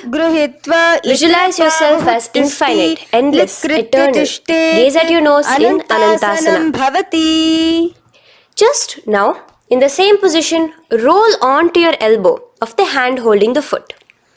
Gaze at your nose, feeling in complete control like Swamiji in Ankushasana. Slowly remove the leg from behind your neck. Take a moment to stretch, relax. Lay on your back. Bring your knees towards your chest. Bring your hands around, encircling the thighs and the calves with your arms. Roll to the left and right in Drishasana, visualizing Swamiji in your inner space. The next asana is Urdhva Paschimottanasana. On the other side, let us repeat it. Raise up to a sitting position and bring the other foot behind your neck. Lean forward and down, clasping your foot. Repeating Anantasana on the other side, lay on your back, bring the opposite hand to the foot, gaze at your nose, and continuing to gaze at your nose, roll onto the elbow as we repeat Ankushasana on the other side. Now, you can release your foot and try to remain in the same position without removing the leg from behind your neck as you bring the other leg too to cross behind your neck with both your legs behind your head. Laying on your back, bring both your hands to clasp behind your back. Gaze to your nose, visualizing Swamiji in your inner space in Yoga Nidrasana. As we enter into Atmaramasana, in the same position you can uncross your hands from behind your back. Bring it up, continuing to keep it underneath the legs. Just clasp it behind your neck. So you can bring your legs out from behind your neck. Just let your hands interlace behind your neck, gazing to your nose, visualizing the Atma Rama, Bhagavan Mahavishnu within you as your soul blessing you, as you gaze at your nose in Atma Ramasana. Now, you can release your hands and legs. Continue to lay on your back as we enter into Kochikasana. Bring your knees to your chest with the soles facing upwards. Extend your arms sideways as you gaze towards your third eye, visualizing Swamiji in your inner space. Now, from Kochikasana, keep your arms reached out to the sides at shoulder level. As we enter into Jatara Parivriti 1, keep one knee bent, twist it and bring it to the ground on the opposite side with the other leg extended straight. In Jatara Parivriti 2, keep both the knees bent to one side. And in Jatara Parivriti 3, keep both the legs straight to one side. Throughout this, keep your head looking in the opposite direction. And let us repeat this on the other side. You can bring your knees back to your chest. Let your legs out, go to the other side and do Jatara Parivriti 1, 2 and 3. The next asana is Dvipada Pitham. So now from Jatara Parivriti you can bring your feet down, lay on your back with your knees pointed upwards, feet flat on the ground. Extend your hands holding your ankles. And lift your hips up. Engage the Jalandhara Bandha automatically as you raise your hips up, gaze at your nose, visualizing yourself as a bridge in Dvipadapitham. Now in Paryankasana, so you can lay back onto the ground and place your feet flat. Bring your arms over your head, placing the hands flat near your shoulders with the fingers pointing towards the feet.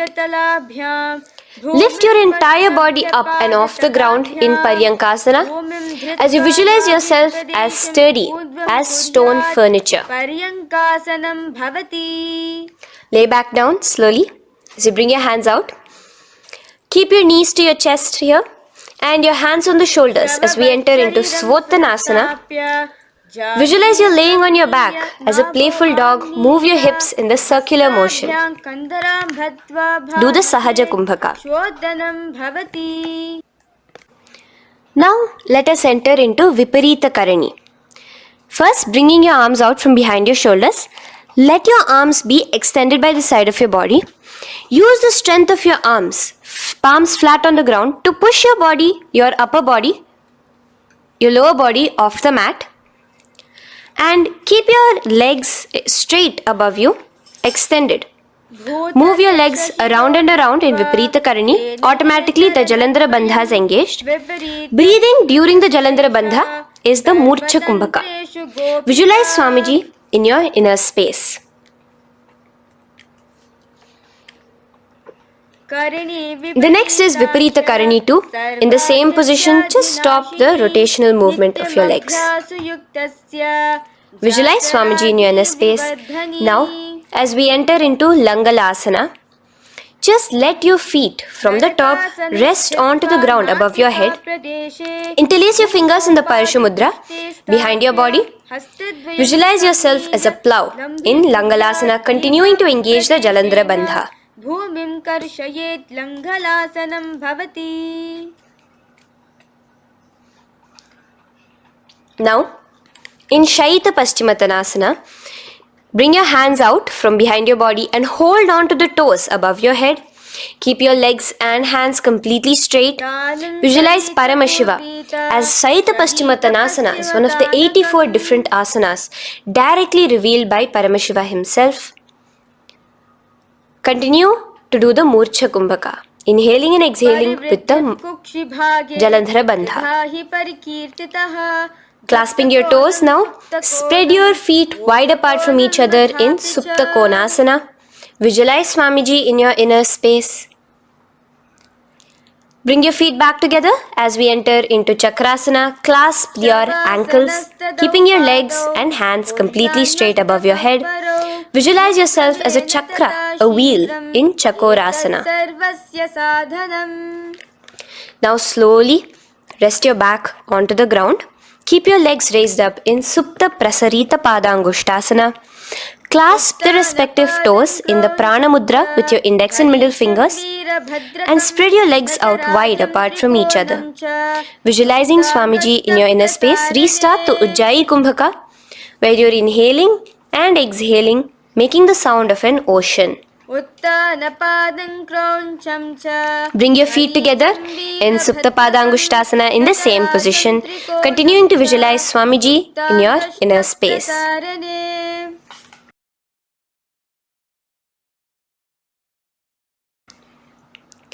Now, bring your feet, release your feet and bring them into Padmasana.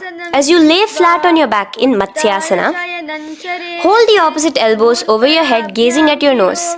Visualize Matsya Avatara, the fish form of Bhagavan Mahavishnu. Now in the same position, put one hand over the other, extended straight above your head. As you visualize Lord Rama in your inner space, continue to gaze at your nose. Now, slowly bring your hands to your hips as we enter into Sarvangasana. Lift your hips and legs up into the sky, crossing your legs in Padmasana. Let your hands support you, your elbows on the floor. Do the Jalandhara Bandha as you gaze at your nose in Sarvangasana. Now, bring your hips back onto the ground in Vrishchikasana. So in the Padmasana, just remove one foot alone. Keep one foot on the opposite knee as you pull the knee towards your face. Let your hands stretch out above your head, hooking forward as you raise your upper back off the ground, visualizing yourself as a scorpion in Vrishchikasana, gazing at your third eye. Do the Jalandhara Bandha, tucking in your chin to the chest. Now just switch your legs around as we repeat Vrishchikasana on the other side. Continuing to visualize yourself as a scorpion, gaze at your third eye. The next asana is Vrishapada Kshepasana. So come now to a complete flat position on your mat. Come down to a complete lying down position and interlace your fingers around your neck. Now raise both your feet off the ground. Extend one leg straight and the other knee to the chest in a bicycle motion. Alternate between extending and raising the knee again and again, bringing your opposite elbows to the respective knees. Visualize Swamiji in your inner space. Breathe in and out in the Sahaja. From Vrishapada Kshepasana, now lay flat onto the ground with your hands by your side as we enter into Marottanasana, where you will be lifting your legs one by one, touching the ears with your knees. Visualize Swamiji in your inner space. The next asana is Vrikasana. Now what you'll be doing is laying on your back. Bring the soles of your feet flat onto the ground. Stand up completely and lay back down. Visualize yourself as a wolf in Vrikasana.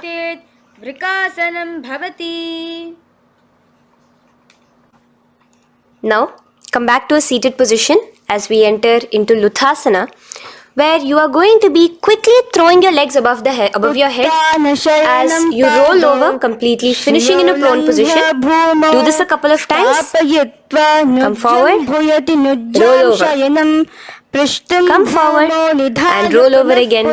Visualize Swamiji, the Supreme Pontiff of Hinduism, in your inner space. Now, take a moment to relax. Lay on your belly with your toes extended in Sarathasana. Keep your hands onto the ground by your shoulders. Now here, contract your lips and make a sound like a flute, whistling while inhaling. Visualize yourself as a ratha, as a chariot carrying warriors into battle for dharma on your back. Now from Sarathasana, let us enter into Dehal Ullanghanasana.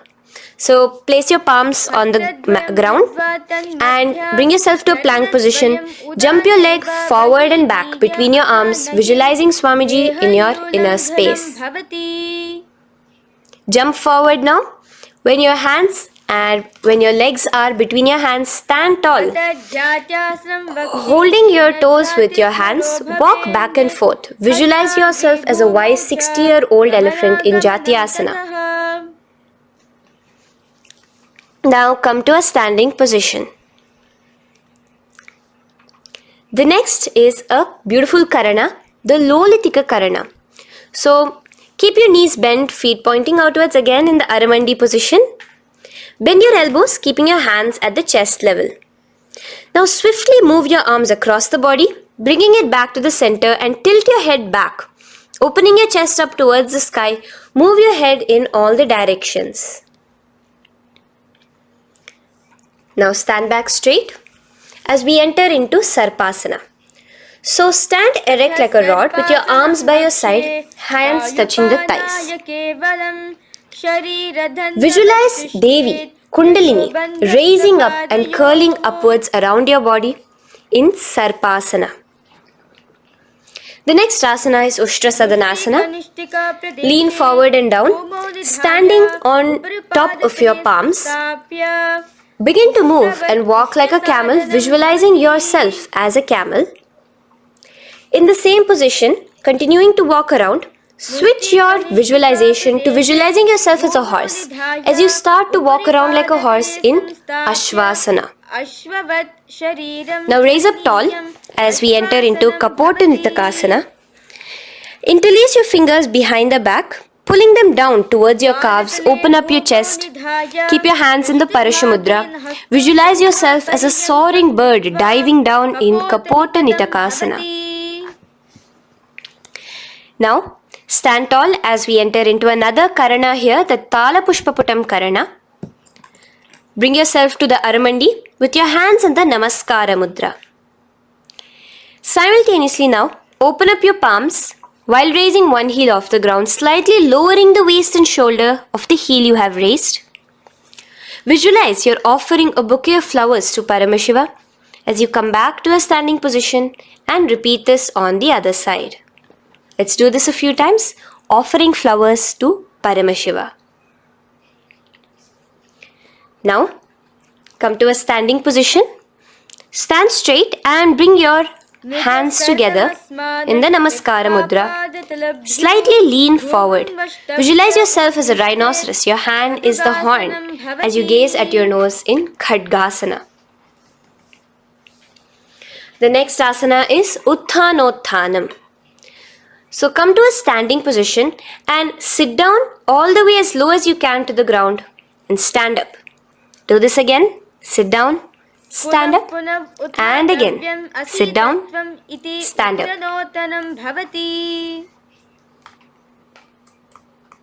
As you gaze at your nose throughout this. The next asana is Musalasana. Now come back to a standing position, raise your hands above your head, tall as you jump up and down repeatedly. Visualize yourself as a mace. Jump here in Musalasana. The next asana is Uchirshaka. So come back to a standing position. Pull the sole of one foot towards your belly. Now with the other leg, sit down and stand up. Release the leg. Pick the other leg up, pull it towards your belly. Sit down and stand up in Uchirshaka as you visualize Swamiji in your inner space, gazing at your nose. The next is a Karana, which we will be entering into. The Parshvajanu Karana. So again, bringing yourself to the Aramandi position. Bend and lift one knee towards your chest, pointing the toes downwards. Keep your arm around the knee, holding it with the hand in a fist. Let the other hand hang down on the thigh, wrist twisted, fingers pointing inwards. This is the Parshvajanu Karana. Now slowly release.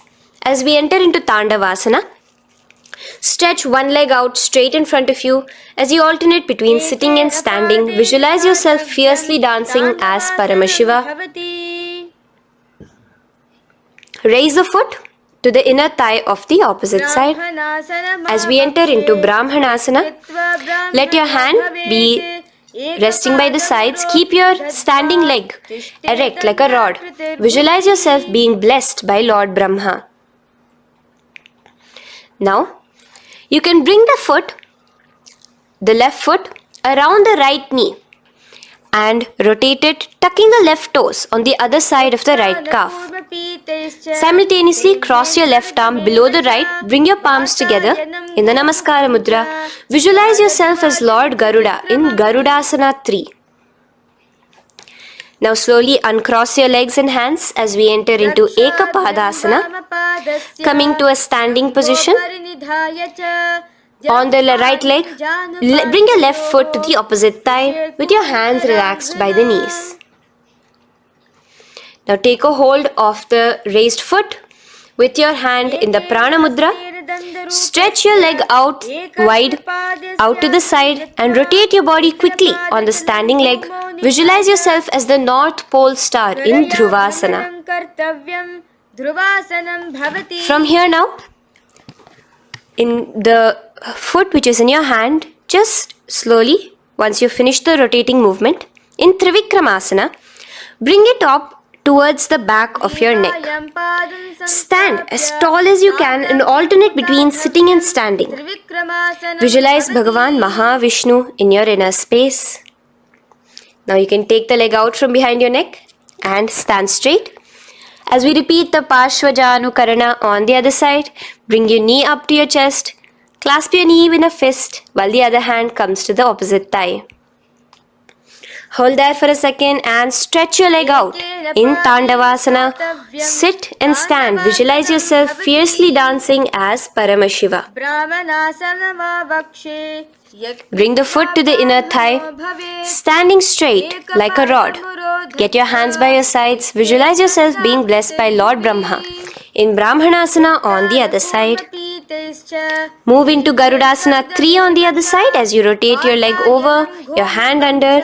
Visualize yourself as Lord Garuda.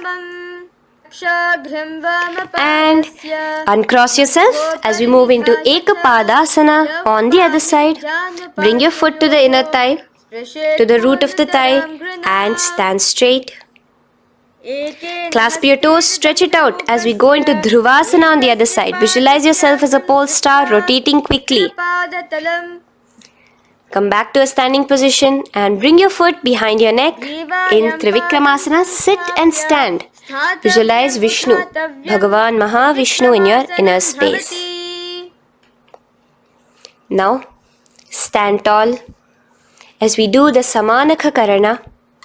Stand with your feet close together, toes slightly pointed outwards. Keep both the hands to the side of the body. Take a moment to breathe in and breathe out and relax. Now, slowly relax and from the standing position, slowly bend forward, bringing both your hands underneath your knees. Now once you have squatted down fully, interlace the fingers together in the Parashamudra. Bring that interlaced fingers in front of your navel. In Ghorakanjali Asana, visualize the great sage Goraknatha, the founder of the Natha Yoga Hindu Sampradaya. As you do the Jiva Chala Kumbhaka, engage the Moola Bandha. The next asana is Kanchyasana. So now just slowly unwind your hands from each other, from your navel, and now bring your hands from the opposite side inwards underneath your calves and wrap your hands around your back. Hold them together in the Parashamudra. Keep your body, your upper body upright, visualizing the Supreme Pontiff of Hinduism in your inner space. The next is Bhairu Asana. So slowly unclench your hands and bring them out from underneath your legs. Keep your feet and knees together and in a squatting position, bring your hands behind your back, clasping them together, remaining in the Parashamudra. As you gaze at your navel center, visualize Bhagavan Kala Bhairava, the Lord of Time, in your inner space. The next asana is Varahasana. Now to gain your balance, you can lightly spread your legs apart and bring your hands to the back of behind you in the Anjali Mudra, palms together. Visualize a boar, one of the 10 incarnations, the Varaha Avatara of Mahavishnu, gazing at your nose. Now slowly relax, bring your hands out from behind you as we move into Pripithasana. With your hands in the Prana Mudra, with your index and middle fingers, clasp the respective big toes and come to a half squatting position where your hips are at your knee level. Visualize Swamiji in your inner space as you do this asana, Pripithasana. Slowly let go of your feet and place your palms flat on the ground in front of you with the fingers wide for balance. We're going to be balancing here in Bakasana. Place your knees on the back of your arms. Focus your eyes on one spot as you raise your feet off the ground, balancing here. Visualize yourself as a crow. The next asana is Shushtanga Kapali Asana. So now come to a kneeling position. So from there itself, you can directly put your head onto the ground, or else come to a kneeling position and place your head onto the ground. Palms spread for support. Raise your body onto your head, bringing your legs into the Padmasana. Gaze at your nose. Visualize Swamiji himself in your inner space. Come down now, uncrossing your legs as you come down. Sit onto your knees, keeping the toes flat. Now, Let your heels come outside of the hips. Keep your hands on your knees. In Guptasana, sit straight. Keep your gaze on your nose. Visualize you're sitting in the sacred secret seat with Paramashiva and your Guru, Swamiji himself. Now we are going to be kicking up into a handstand. So get ready. Place your palms on the ground, fingers wide for support. Do take support of a wall if you need it. And lift your body up straight above your hands. Visualize you are a tree in Vrikshasana 2 with deep roots into the ground. Breathe in and breathe out slowly. In the same position as we move into Asana, switch your gaze to the third eye. Hold it there for a few seconds. And relax. Bring your feet back to the ground. Now lay flat onto the ground in a plank position. And slowly lower your body towards the ground and push yourself up again. In Matsyasana 2, go down and come up, visualizing yourself as a fish. The next asana is Sarpasana 2. So here you're going to lay prone, completely flat now. You can lower yourself to the ground. Bring your hands to the hips. Extend your legs together and point your toes backwards. Lift your chest up and move left to right. You're moving like a snake while visualizing yourself as a snake in Sarpasana 2. Relax slowly, bringing your chest back to the ground. Now, keep your feet together, pointing backwards. As you bring your elbows onto the ground, rest your upper body on your elbows. Bring your hands together in the Padma Mudra with your little fingers and thumbs together and rest your chin on your hands. Niralambanasana, where feeling yourself completely supported, knowing that Swamiji is there in your life. Now, slowly relax, place your palms on the ground beside your chest and push yourself up, your hands straight up completely. As you bend your knees, bringing your feet to touch the top of your head. Lean your neck back, touching your head with your tip of your toes. See yourself, visualize yourself as an umbrella, protecting your Guru from the sun's rays in Chhatrasana. Slowly relax, you can bring your feet down. As we move into Vajrasana, just push your body back and sit on top of your knees, with the heels flat on the ground. Now stretch your arms in front of you with the palms facing downwards. Place your forehead on the mat. Visualize you are the weapon of Indra, the Vajra, symbolizing indestructibility as you gaze at your nose. As we enter into Meshasana, raise yourself into the same Gajasana position on your hands and legs with your hips pointed upwards. And alternate striking the ground with the opposite hands. Experience yourself, visualize yourself as a powerful ram as you alternate striking the ground in Meshasana. Now stop striking the ground, bring your palms down again. As we move into Ajasana, kick your legs off the ground and lower your forehead to the mat. Let's do it again. Kick your legs off the mat. Lower your forehead to the ground. You are unborn, existing for all of eternity in Ajasana. Now, come to a seated position as we move into Dhanantara Asana. Sit on your heel with your legs together. Pull your toes underneath you. As you bring your hands top of the knees, gaze at your nose, visualize Swamiji in your inner space. Here, do the Ujjayi Pranayama, inhaling and exhaling like an ocean, Dhanantara Asana. From Dhanantara Asana, now interlace your fingers in front of you and then behind you. Stretch your arms towards all the sides, backwards, forwards. Giving a massage to the various different joints and muscles in your body. Lean forward, get up again. Continuing to visualize Swamiji in your inner space. Relax your hands and now take your respective heels and point them outwards, outside the side of your hips. Keep your hands on your knees, with your thighs and knees resting on the ground, spine straight. Visualize yourself as Lord Garuda in Garudasana 4, You have Mahavishnu and Mahalakshmi on your back as you are flying. The next asana is Ananda Mandirasana. Now you can continue to remain in the same position. You can bring your feet pointing inwards. Use your hands to clasp underneath your ankle. Make sure your knees are spread out wide. Gaze at the third eye. Visualize residing in the blissful space of a temple. You are in a temple in Ananda Mandirasana.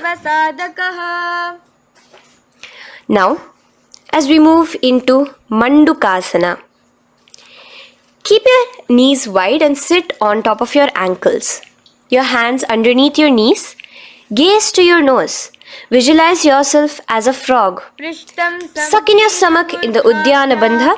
And remember to do the Manduki Mudra, your tongue, your frog-like tongue, catching the nectar dripping from the Sahasrara Chakra in Mandukasana 2.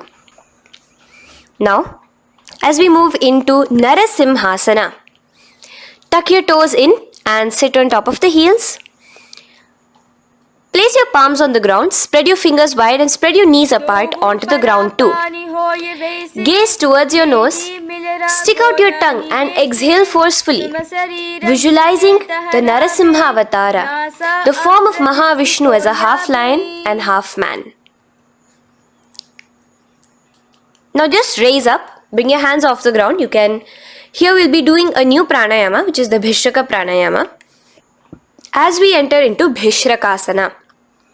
So continue to keep your knees and feet on the floor. As you bring your hand up to your face, make a hollow of your palms and place it over the mouth. Keep your thumbs under your teeth and close your lips. Gaze to your nose. Inhale through your left nostril, exhaling through the mouth. Gaze at your nose again. Visualize yourself as Devi, presiding over any and all minuscule fears you may have within you. Now moving back into the Ujjayi Pranayama, let us do Makadasana. So you can take your hands off your face and slowly remaining in the same position, bring it to your armpits. Bring your fingers to your armpits. Imitate as if a monkey is scratching. As you gaze to your third eye, visualize yourself as a playful monkey in Makadasana. From Makadasana, let's move into Vajra Sangharasana. So you can slowly lift your knees off the ground, just balancing on your toes, sitting on the heels. Bring your hands behind your back and clasp the opposite elbows. Gaze to your nose, embody a diamond. Visualize yourself as a diamond-like strength for yourself and your Sangha. The next asana is Khanjanasana. So now you can uncross your hands. Rest on top of the heels with your knees on the ground. Keep the toes down, ankles crossed behind. Place your palms on the mat to your side. Suck your stomach in the Uddiyana Bandha as you gaze at your nose in Khanjanasana. Now, you can uncross your ankles and just sit with your toes flat. Keep your knees wide on the floor. Rest your hands on the knees. Just relax the Uddiyana Bandha, just sucking in your perineum in the Mula Bandha. Gaze at your nose, visualize yourself as a turtle with a stable body and mind to live for hundreds of years. And without changing anything in your physical posture, just visualize yourself uniting with Swamiji himself in Yogasana. Now, raise up onto your knees, cross your ankles behind your back until the feet are coming towards the opposite knees. Now, bring your hands behind you and hold on to the calves with the fingers inside, the thumbs outside. Gaze at the third eye as you visualize yourself in a space of oneness with Paramashiva himself as Swamiji. Now you can uncross your ankles, come back to us standing on your knees as we enter into Ushtrasana 2. So now, in a kneeling position, bend backward, hold your ankles with your hands. Keep your arms straight. As you push your hips forward and tilt your head backwards, visualize yourself as a camel in Ushtrasana 2. Slowly, in the same position, lower yourself onto your back in Jatyasana 2. As you are lowering yourself, experience yourself as a blooming lotus. Bring your head, the back of your head onto the mat. Gaze to your nose. Now, let's move into Viratasana. So, try your best to do this without the support of your hands, but you can use your hand support if needed as you raise up from Jatyasana and back down. Raise up and go back down as you gaze at your nose. Raise up and go back down. Visualize Swamiji in your inner space. Now from Viratasana, raise your hips up higher, bringing your forearms onto the mat behind you in a short back bend posture. Hold the back of your heels in Kapotasana. Visualize yourself as a beautiful dove, a Kapota, in your inner. As we move on from Kapotasana into Varasana. So stand upright on your knees with the toes tucked. Hold your arms with the opposite hands. Gaze at your nose. This is the boon fulfilling posture. Visualize your boon becoming a reality directly from Paramashiva himself in Varasana. Now, keeping your knees together, toes tucked, just lean forward, bringing your head onto the mat, holding your head with your hands. Visualize yourself as a boar, as the Varaha avatar of Bhagavan Mahavishnu in Varaha Asana 2. Now, just kick your legs off the ground as we enter into Mundasana. Raise yourself up into a headstand posture, visualizing yourself as a lopped tree. Gaze at your nose. Breathe in and out in the Sahaja Kumbhaka. Slowly come down now. Relax. Come to a kneeling posture. Sit on your heels. Bring your head down beside your knees, your elbows adjacent to the knees, your hands holding your head. Exhale through your mouth as you gaze at your nose, visualizing Swamiji in your inner space in Andhasana. Now from here, push yourself off the mat as you come lying prone on your belly. Let your arms be extended straight out and together lift your thighs, arms and chest off the ground, stretching your body, balancing there.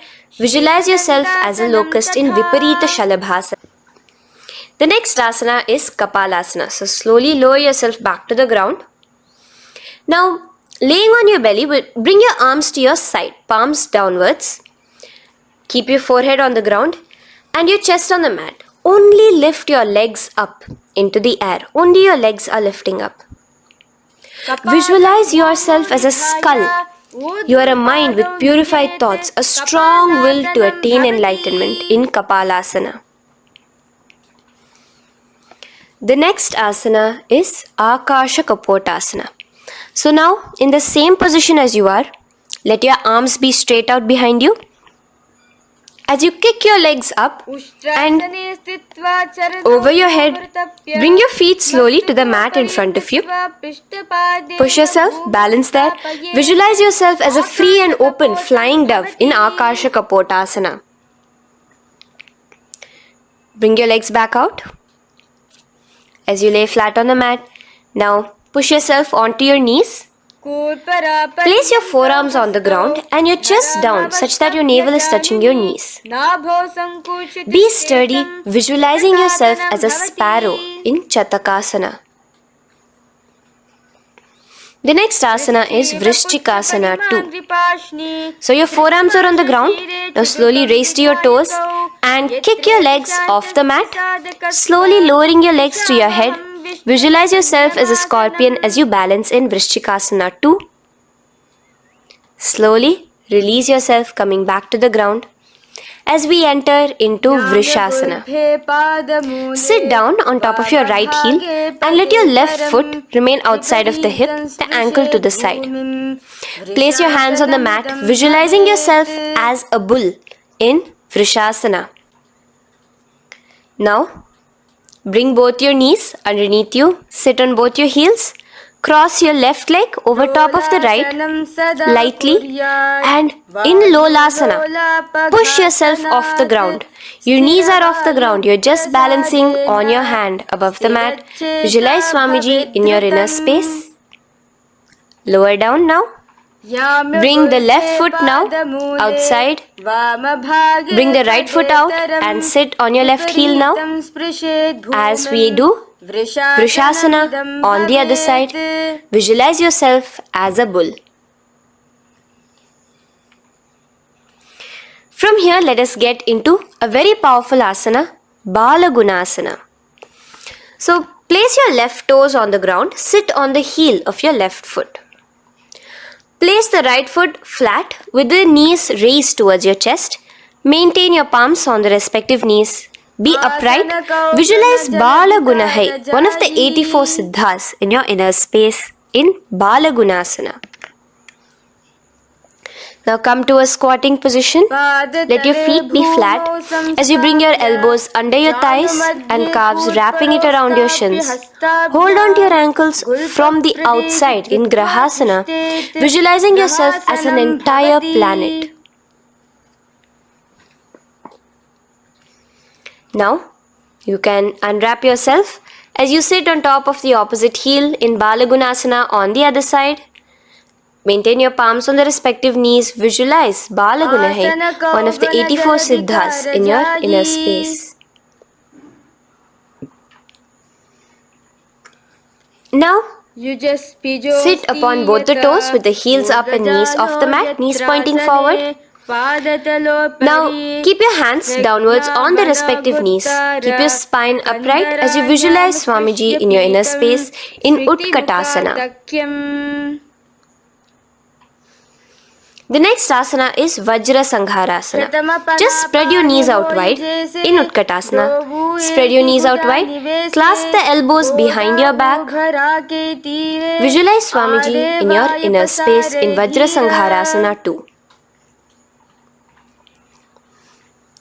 The next asana is Anilasana. Now, sit with your feet hip width apart. Bring your hands under the soles of your feet from inside. Your palms facing downwards. Step onto your hands. Keep your arms straight, elbows together at the navel.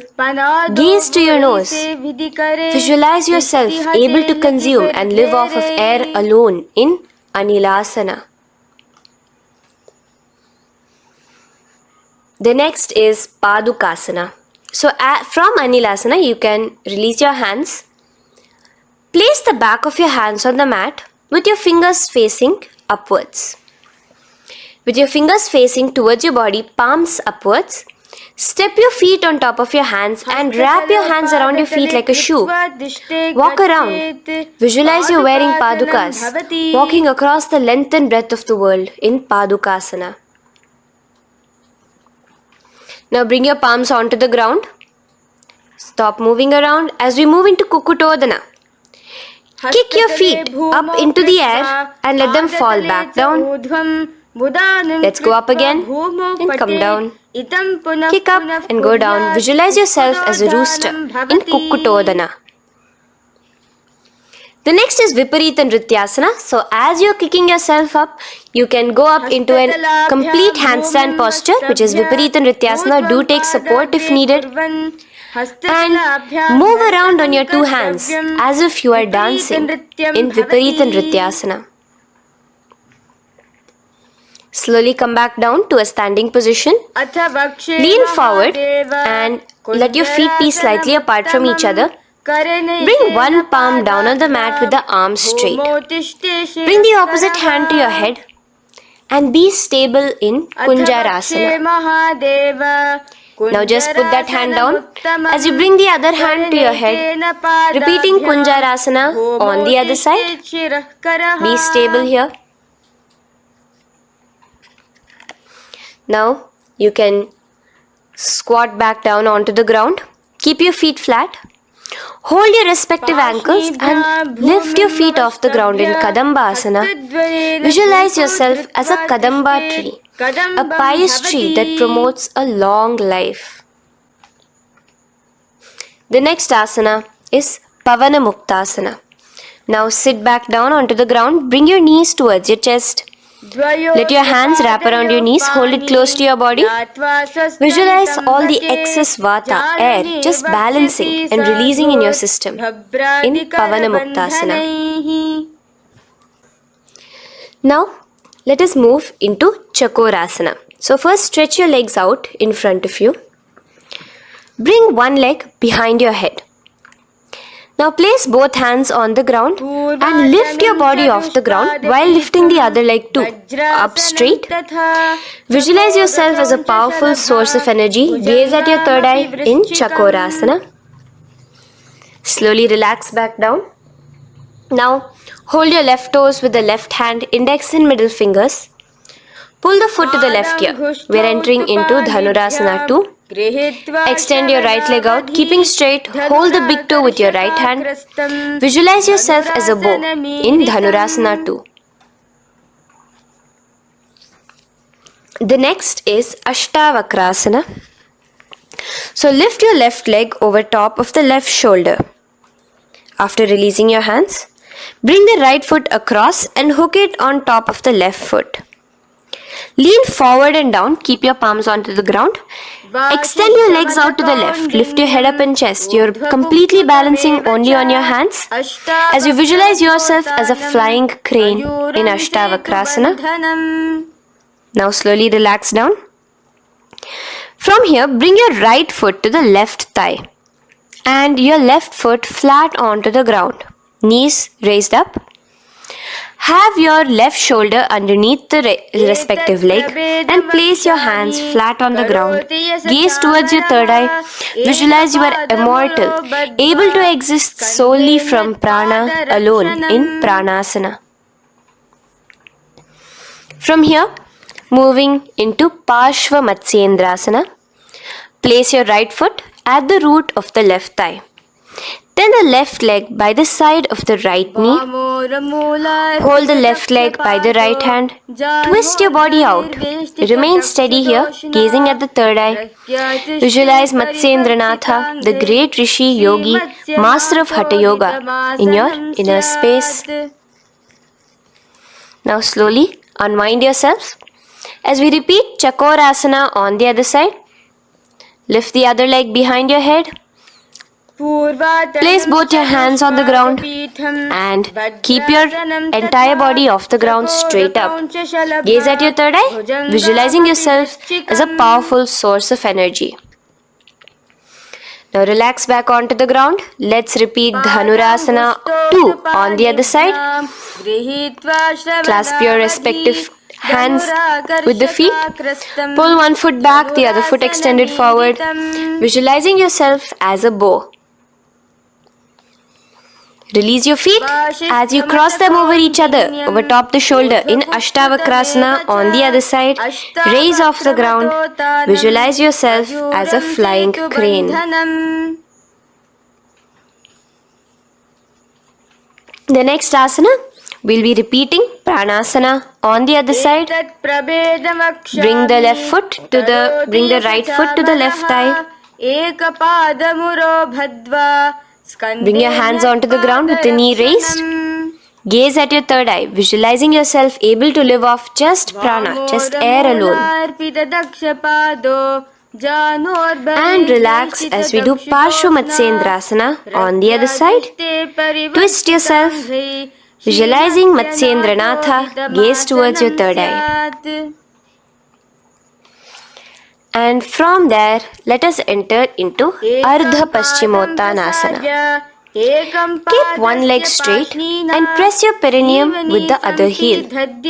Bring your chest forward and down. Hold your toes and feet and bring your head towards your knees. Here in Ardha Paschimottanasana, visualize Swamiji in your inner space. Now raise up and the foot which was at the inner thigh, now rotate it outside of the hip. Now hold the sole of your other foot and lift your leg up towards your forehead. Try to bring your knee to your forehead as you keep your knee straight. Gaze to the nose in Kraunchasana. Visualize yourself as a crane. Now slowly relax down your leg. Now the leg which is now straight, you can bring it to the inner thigh as you straighten out the other leg. As we repeat, Ardha Paschimottanasana on the other side. Lean forward and down, clasping your foot. Bring your forehead to your knee. Visualize Swamiji in your inner space. Slowly raise up.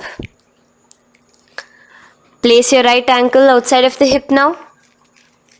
Hold the sole of the left foot, lifting the leg up towards your forehead. Stretch yourself there. Gaze at the tip of your nose. Visualize yourself as a crane in Kraunchasana on the other side. Now, from here, bring the soles between the thighs and calves. So once you have relaxed yourself, bring your soles between the thighs and calves. Keep your spine straight, palms resting on your knees. Visualize a swastika, embodying peace, well-being, good fortune and prosperity as you gaze at your nose in swastikasana. Now without changing anything about your position, just take your hands alone. Cover the respective heels with your hands in Gorakshasana as you tuck your chin to your chest in Jalandhara Bandha. Gaze at your nose. Visualize the great Rishi Gorakhnatha, the founder of the Natha Yoga Hindu order. Now release the Jalandhara Bandha. Continue to keep the Mula Bandha engaged throughout the whole sequence. As you raise one foot to the opposite thigh, bring your hands to your face in the Shanmukhi Mudra, closing your eyes with your index finger, nose with the middle finger, ears with the thumbs. Gaze at your third eye as you meditate on Swamiji himself, the Supreme Pontiff of Hinduism. Now release the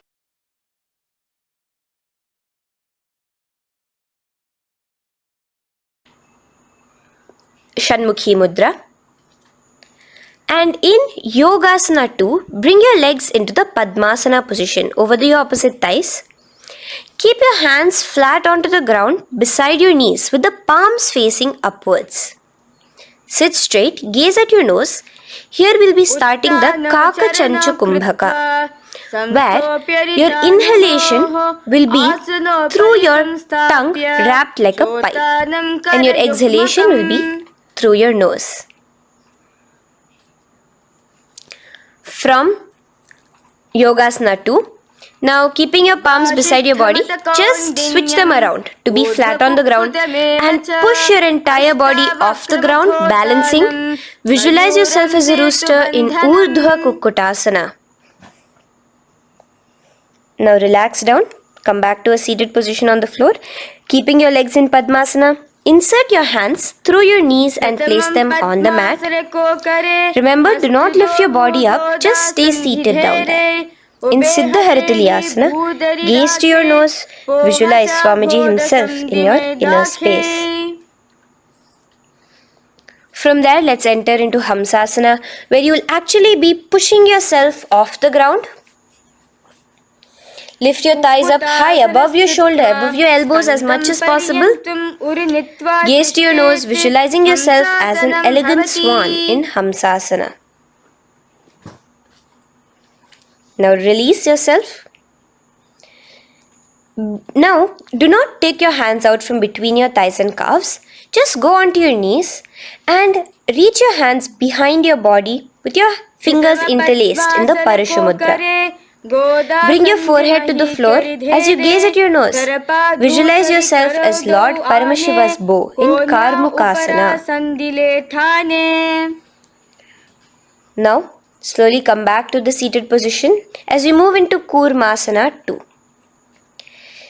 Keeping your hands in between your thighs and calves, bend your elbows and hold your respective shoulders with your hands. Visualize yourself as a turtle, a stable body and mind to live for hundreds of years.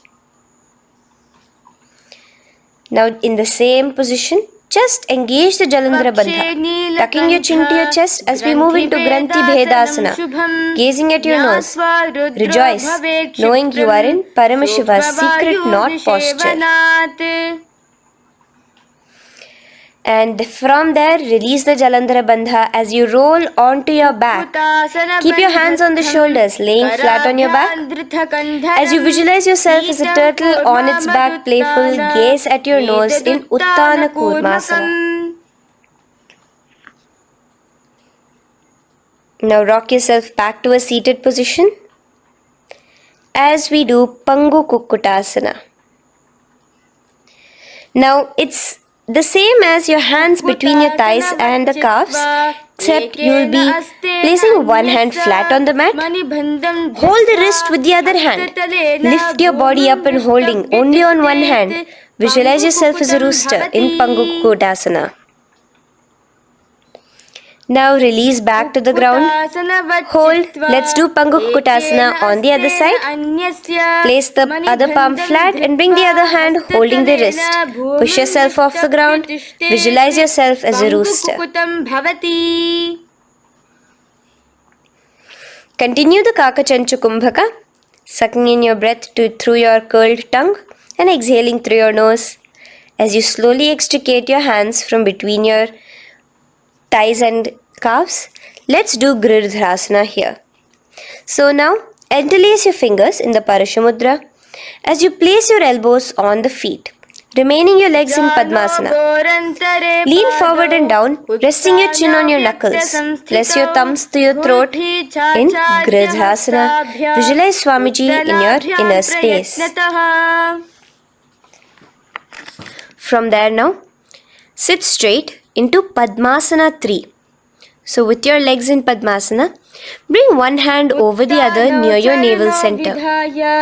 Engage all the three bandhas, suck in your stomach, clench your perineum, tuck your chin to your chest and gaze at your nose in Padmasana 3. Slowly now, as we move into Padmasana 4, bring your hands to the respective knees. Release the Jalandhara Bandha and release the Uddiyana Bandha, just engaging the Moola Bandha alone. Visualize Paramashiva in your inner space as you gaze at your nose in Padmasana 4. Now we'll be entering into Karmukasana 2. So in the Padmasana position, hook your right hand index and middle finger in the Prana Mudra around the toe. Pull it back while your left hand rests on the knee. Now, as you visualize yourself as Paramashiva's bow, just release your right foot, bring your left hand to the left toe, right toe, and let your right hand be on the right knee. Now from here, let's do Karmukasana 3. So you can release your toes, cross your hands behind your back. Continue to keep your legs in Padmasana and with your respective hands cross behind your back. Hold on to the toes in the Prana Mudra. Engage all the three bandhas, suck in your stomach, clench your perineum, tuck your chin to your chest. Visualize yourself as Paramashiva's bow in Karmukasana 3. Slowly relax the bandhas, just keeping the Moola Bandha. Continue to hold on to your toes. Release the Uddiyana Bandha and the Jalandhara Bandha. Switch your gaze to the third eye. Visualize you are Paramashiva's third eye itself. Anything you come across, you just rejuvenate it, destroy it in Dridhasana. Now, try to keep your hands at the toes. If not, just keep your hands crossed behind you as you lean onto your back in Padmasana, where you are entering into the Nagrasana position. Lay flat onto the back, visualizing yourself as a snake, gaze at your nose in Nagrasana. Do the Sahaja Kumbhaka, simple breathing, inhaling and exhaling.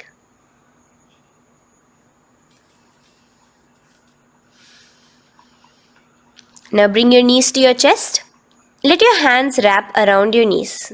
Slowly uncross your Padmasana and bring your knees to your chest. Bring your hands to the Parashamudra, the fingers interlocked on top of your knees. As you pull your chin up to your knees, visualize yourself as a ball in Kandukasana. Now relax. Bring your feet onto the ground. the knees pointed upwards in Urdhva Pavanasana. As you interlace your fingers, bring the interlaced fingers behind your head. Laying down, gaze at your nose in Urdhva Pavanasana. The next asana is Marakata Pithasana. Now, from behind your head, take your hands out and clasp onto your feet. Just step lightly onto your palms. As you push your hips up into the sky, automatically engaging the Jalandhara Bandha. Visualize yourself as a powerful alpha ape in Marakata Pithasana. In the same position now, bring your hands to your hips as we enter into Uttanashiki Pitakasana. Let your weight rest on your elbows as you stretch your legs out straight. Gaze at the nose. Visualize Swamiji in your inner space.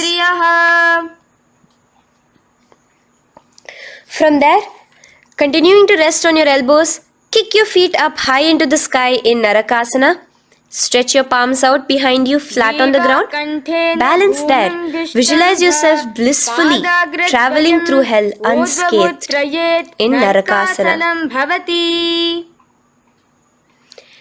Bring your hands to your hips now as we move into Tiryanaukasana. Angling your legs down at an angle, visualize yourself as a boat crossing the ocean of samsara in Tiryanaukasana. Now from there, come back straight as we enter into Dhwajasana. Keep your legs up high above your body, your hands stretched out down behind you. As you push yourself up, visualize where KAILASA's flag respected across all nations in Dhwajasana. Hold there for a few seconds and relax now. Flat onto the ground, palms slightly away from your body. Do not move at all in Mritasana. Your body is dead. Visualize that. Visualize the Supreme Pontiff of Hinduism liberating you. Let your awareness travel to all the parts of your body in the Shakti Chalan Mudra as we do Mritasana.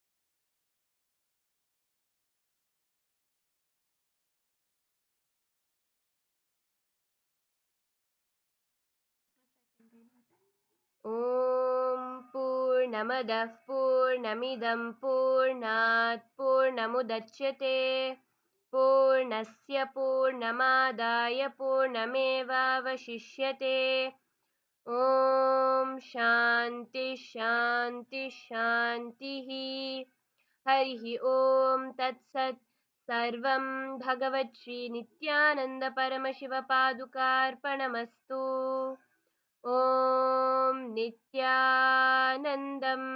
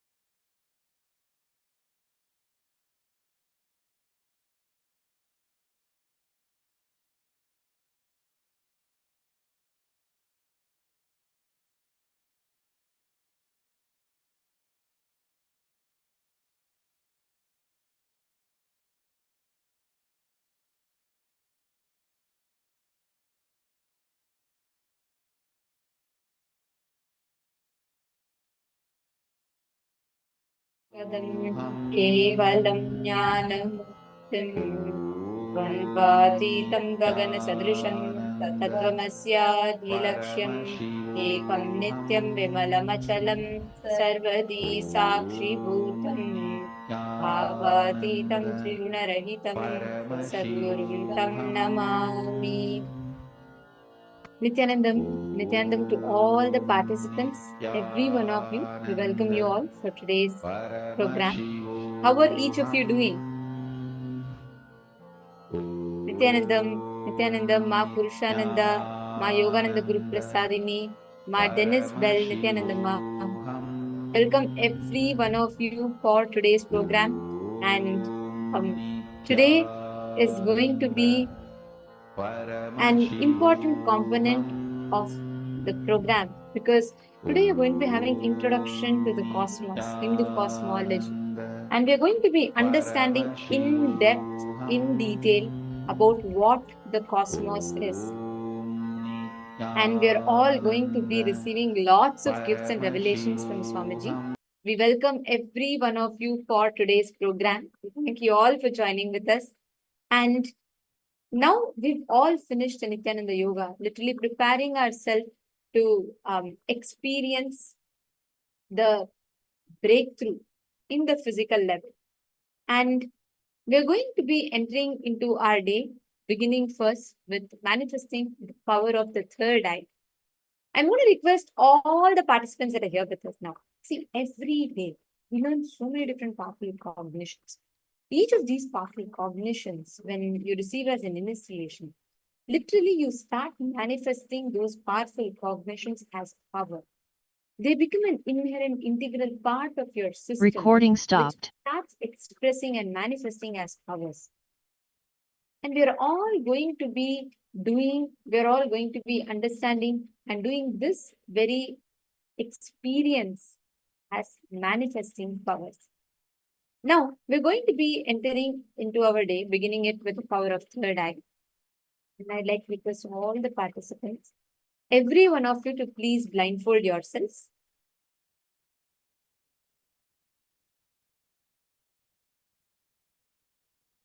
Please tie your eyes.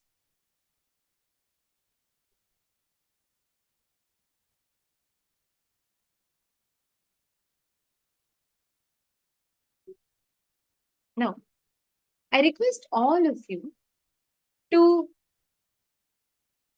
scan through the third eye and identify the details of an image that I'm going to be projecting to you all. Please connect to Swamiji. Chant the Mahavakya. Now, once all of you have blindfolded yourselves, I'm going to be projecting an image for you all to scan. And I'm going to request all of you to scan and identify what exactly is the image that is being projected to you. I'm going to elaborate details, whatever you're seeing and all the things that you sense when you see that image. Please post all of that in the chat. Please chant the Mahavakya. Nithyananda Paramashivoham Om Nithyananda Paramashivoham Om Nithyananda Paramashivoham Om Nithyananda Paramashivoham Om Nithyananda Paramashivoham Om Nithyananda Paramashivoham Om Nithyananda Paramashivoham